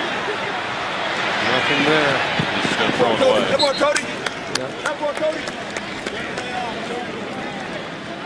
Nothing there. Don't make a bad play worse trying to make something happen. You know, there's a little bit of a different mentality. Kessler, I think, still going to have to make some plays down the stretch here, but when you're protecting a 6-0 lead, that's different than having to score like the Colts do. The Colts have got to find a way. Andrew Luck, T.Y. Hilton have got to make some plays down the stretch for this Colts team. Yeah, it's just 7:54 to play here in the fourth quarter. Andrew Luck and T.Y. Hilton have been sitting next to each other for most of the day, as you would expect. Second down, Kessler near side, passes complete to the near side. Green, a flag comes in. It may have been a push-off by Green. They're calling it. It's the second time today we've seen an offensive pass interference. Pass interference, offense number 13, 10-yard penalty. Still second down. You hear the wind whipping when Alex Kemp makes that call. Yep, that both hands extended there. That's one of the things that receivers, coaches, and when you're dealing with so many young receivers, and Green in his fourth year, he's got no real excuse for it, but there are things you can get away with in college that you cannot get away with in the NFL. A lot of them have to do with the contact on the outside with the wide receivers and DBs. Steve, 8 penalties, 74 yards for the Jags. 6 penalties for the Colts. Kessler off the play fake. Throws complete. Just inside the 40-yard line, shy of the first down to Dante Moncrief. That was a good job pushing this right up to the top. A little bit too much cushion from Quincy Wilson, but the ball was put where it needed to be by Kessler, low and outside on time. That was a nice throw to get him in a very manageable third down situation now. By the way, the Colts are going to be without Mike Mitchell. Mitchell is out with a calf injury, one of the strong safeties. And now a third down and a little less than 4. Kessler is hit. He fumbled it. It's loose. And he's able to pull it back in. That was really close. Oh, great effort by Kessler to get that ball back in and protect it. Danico Autry, he's having himself a day off the defensive line of the Colts. Well, I can tell you, Tom, that this is not a good feeling when you've got a 300-pound man laying on top of you reaching for the football with you. It's like you're protecting your baby. You know, you got to get control of that thing and not let anything bad happen. So the Colts will get the football back with around 6 minutes to play in the fourth quarter. Logan Cook just got that ball off Chester Rogers. He'll return this one. And Rogers up to the 28-yard line. Revis in on the tackle. Andrew Luck's team is down by 6 when we return. Well, we are in the neighborhood of the lowest scoring game in 2018. It's 6-0 Jags. A couple other streaks too. Andrew Luck, 8 consecutive games with 3 touchdowns or more. He does not have anything obviously today. 23 of 39, 148 yards. Underneath to Ebron, I should say. And Ebron out of bounds close to the 33. Deshaun Gibson makes the tackle. All right, so this is what Andrew Luck is kind of built for, these game-ending drives, right? Well, the great ones have the ability to step up at the end of a ball game. Does not matter what happened before, to make the plays it takes to win a ball game. Another former Stanford quarterback you might have heard of, John Elway. I can't tell you how many times I saw him in these same situations. He may have had a terrible game, but he found a way at the end to make the plays necessary to break your heart and win the game. Empty backfield for Luck. They haven't run the ball since the 7:29 mark in the third quarter. It's been all passing plays. Yeah, this is a Colts team that coming in this 5-game winning streak, averaging 148 yards a game. We got an offensive lineman down back there in the backfield. That's Evan Bain, the center, who is injured. Now don't forget Ryan Kelly is out. Kelly's out with a knee injury. So Boehm has been the Please reset backup. the game clock to 5:11. Obviously, Haig has played today, and Haig will probably get a chance to play more. He won't be the center, but he'll play more. Well, and you see Andrew Luck over there now taking snaps from Josh Andrews, who's going to come in at center. And Andrew Luck Play told clock us about the adjustment. 29, please. The adjustment he's had to make the last couple of weeks with Ryan Kelly not being in there. He said it takes a few snaps to get used to a new center. It takes more than that. He was saying it takes a few snaps before you get the feel of his snap, because every snap is different. But there are also different things that just little subtle innuendo, not innuendo, that's the wrong word, but subtle little differences that you do notice every time you get up under there and you do make a snap or take a snap. It affects things. So it's something that you think about that normally you don't have to. You got to make sure of ball security here first and foremost. So, well, Boehm is walking on the sidelines, and it doesn't look like he's walking with a limp, so maybe it's a cramp. So he's going to go toward the 10 on first down from the 40. I would expect more shotgun with the new center in there right now. Plenty of time in the play clock. Luck looking to throw middle of the field, and it was nearly intercepted. Was it, though? T.Y. Hilton and Jalen Ramsey both with a football who was popped out. And they're going to say the reception was made by T.Y., I believe, at the 44-yard line. T.Y. is still down. We all know that the ruling on the field is the reception was made and the runner was down by contact. The tie goes to the offensive player. We saw that last week in Shared Buffalo. possession, yes. So this is going to be a catch. It should have been, could have been an interception, like you said, because the ball popped up. But we hope T.Y. Hilton is not hurt significantly here, too. Hopefully, with his legs up, you're thinking maybe just the wind, but hopefully not a major issue. Let's see if their D was a catch. That's Telvin Smith. Oh, he tipped it. Tipped it. What concentration by T.Y. Hilton. That's shared possession with Jalen Ramsey. And that's going to go to T.Y. Hilton all the way. I think one thing that Hilton did too, Steve, and you know this better than anybody, he cupped it. He cupped the ball. He cupped his arm under the ball. Yep, and he's grabbing his right shoulder. That was an injury earlier in the season that kept him out of a couple of games. He might have re-aggravated that shoulder injury. But you're right, he definitely cupped that ball. And as long as it's clear or not clear that the defensive player did not have possession, this ball is going to go to the offense every time. I think you're right on that, and I think it's clear too. Yeah, I think it's very clear. That's the longest play of the day for the Colts. Reset the clock to 4:47. 4:47. But now, how do you replace your best playmaker as well? You need him down the stretch. Andrew Luck is going to find a way to get the ball. He has to find a way to get the ball to give someone else another chance to make a play. 4:45 and counting to play, fourth quarter, 6-0 Jags. Mack is out, Hines is in. He's picked up by Telvin Smith on the outside. Pressure's coming, Luck throws left, incomplete, intended for Inman. It was broken up by DJ Hayden. Doesn't it look today, though, Tom, like every single pass is being challenged by these defensive backs? And you know, you really have to tip your hat to the defense. There have been no really easy throws up the field at all for Andrew Luck today. Todd Walsh's team has also picked up 2 sacks. Luck had been sacked only once in the last 6 games. T.Y. Hilton back out. Back in, yep. On second down. Luck to the outside. Pass is complete to Pascal.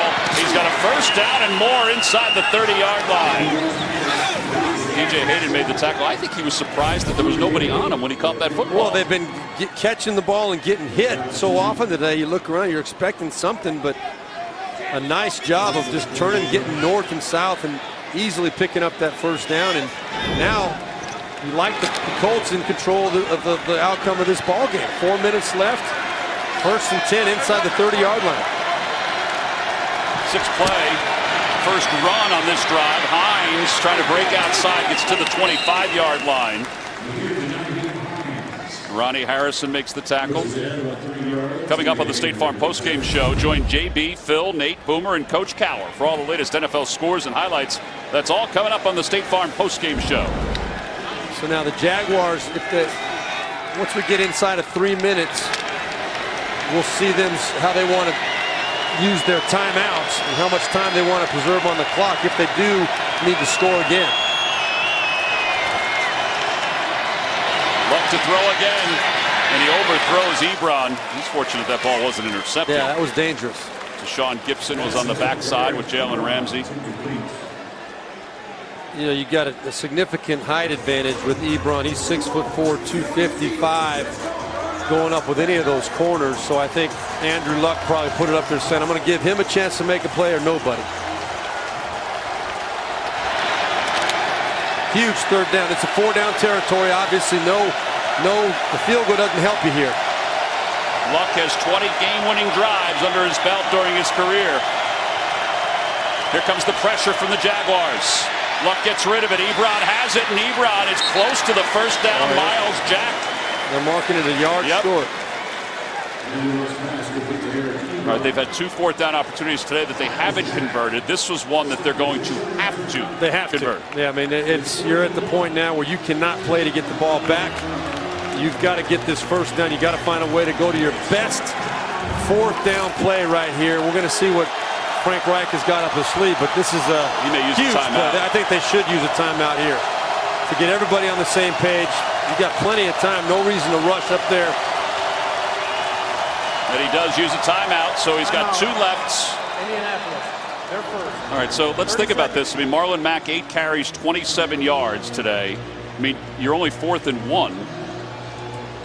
They've had 2 4th downs that they didn't get today. And they don't have a power back. No. They don't. None of their backs are power backs. And you give credit to the Yannick Ngakoue right there. Great play shutting down the shovel pass, closing the gap. And this big 4th down, Miles Jack coming up in there and making that hit, causing the fumble and recovering it.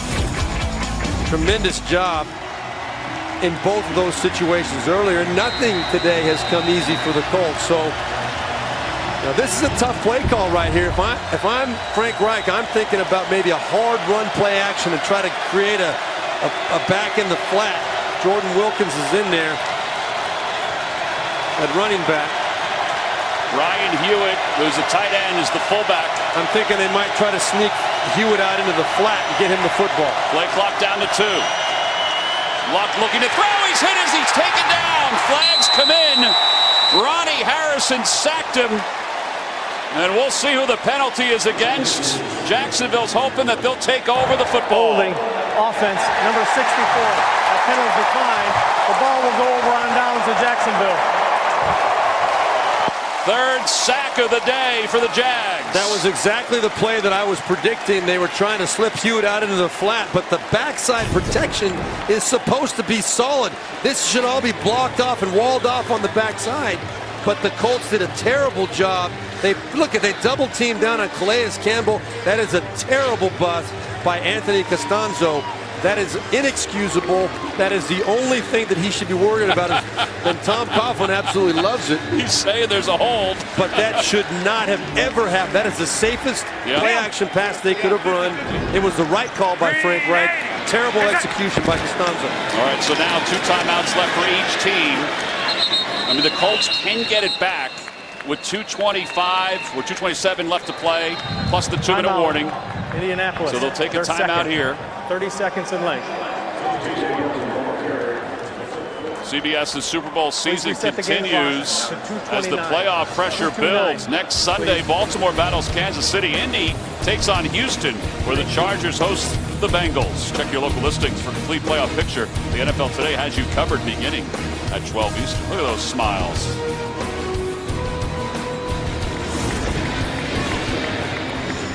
Colts are down to 1 timeout. Jacksonville, they just want to get 1 first down. Yeah, they got the 2-minute warning and a timeout. There's still going to be time on the clock if they can make a stop here. Yeldon with Sheard coming up to make the stop, and another timeout for the Colts. And Leonard's there. So what's on the line? So for the Colts, they're back in the playoff picture, but the Colts are leading their ball game. Actually, the Ravens are leading their ball game.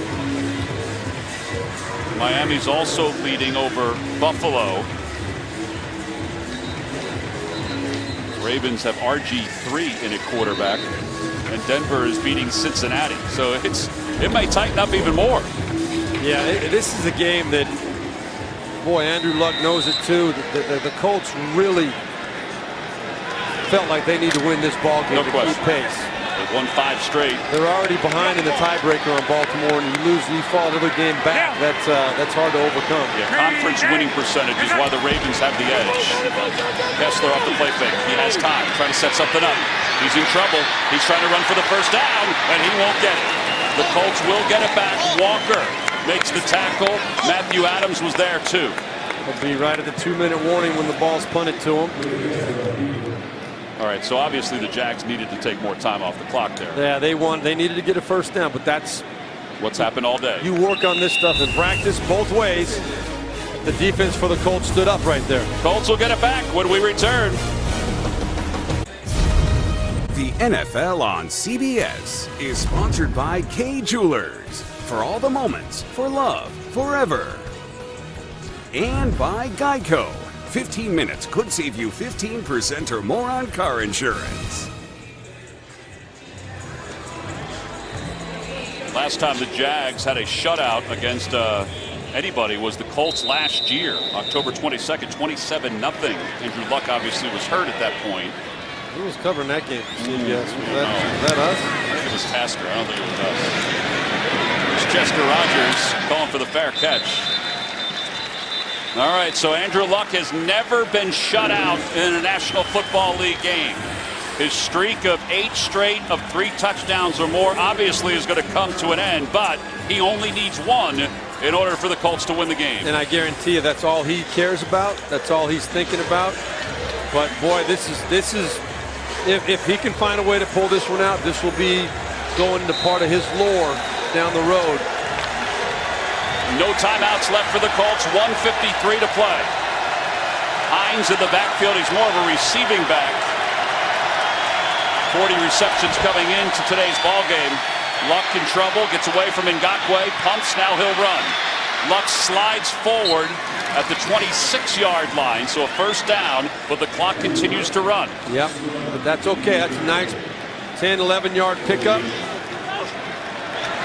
You got to have some urgency, though. By the way, Evan Bain is back in at center. He was out on the last drive. On first down, pressure's coming again. Luck pumps once, throws, passes complete to T.Y. Hilton, and he's got 11 yards. Get up on the ball. Yeah, they're not hustling up as quickly as I would think they should. They still have plenty of time. They do. And they don't need to clock it yet. You don't want to waste a play at this point.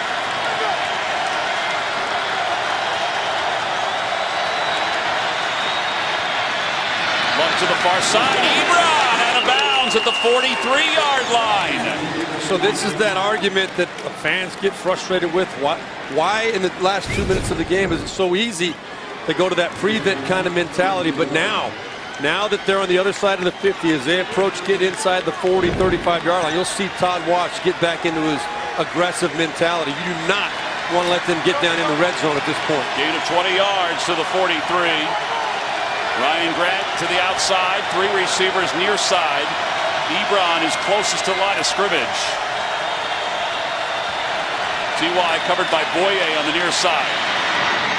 And T.Y. Hilton is covered up by Boye as the clock will continue to wind under minutes of play. Boy, he had a nice shot at Eric Ebron again on that play, running across the field with Miles Jack trailing him. I would have liked to see him take a shot at that one up the field a little bit. 37 seconds and counting to play. No timeouts for the Colts. Ebron trying to get out of bounds. He cannot. Jack with the tackle at the 30-yard line. You got to clock it here. I think get up and clock the ball. You got inside of 20 seconds now. What a one-on-one tackle by Jack. 17-16. A lot of time off the clock. Luck to the right side, passes incomplete. Intended for Ebron. 9 seconds left. That was too much time. If it's me, I'm telling you, even though it was second down, an incomplete pass, you just threw an incomplete pass that cost you about 15 seconds. I would have clocked that thing because it gives you've got to get the first down on the next play anyway, or the game's going to be over because the clock's going to keep going. You got to find a way to preserve the time. I think that was a mistake to let that much time run off. How many plays they have left now? 9 seconds. 2 plays. But they got to get out of bounds seconds after the first one. Play clock down to 3. Luck to the outside. Pass is complete to Swope, and he is not out of bounds. The clock will continue to run. 2 seconds, 1 second, that's it. What a day for the Jags defense. What a tackle by Jalen Ramsey to keep him in bounds.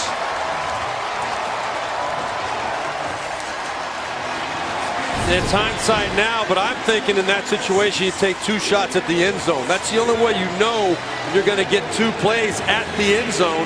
Now I mean, you got to run back and see whether he did get that body out of bounds.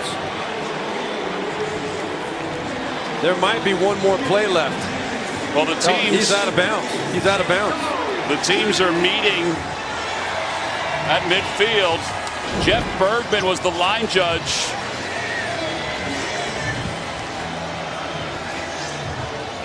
That to me looked like he landed out of bounds, but. Well, by the way, what a hit by Jalen Ramsey. I mean, Jalen Ramsey made that tackle and made sure that there wasn't going to be another play for the Indianapolis Colts. I guess it could be forward progress, maybe. Could they be ruling that? I don't know, but to me it looks clear that nothing hit the ground inbounds. They're going to call it forward progress maybe right there. But he lands out of bounds, clearly.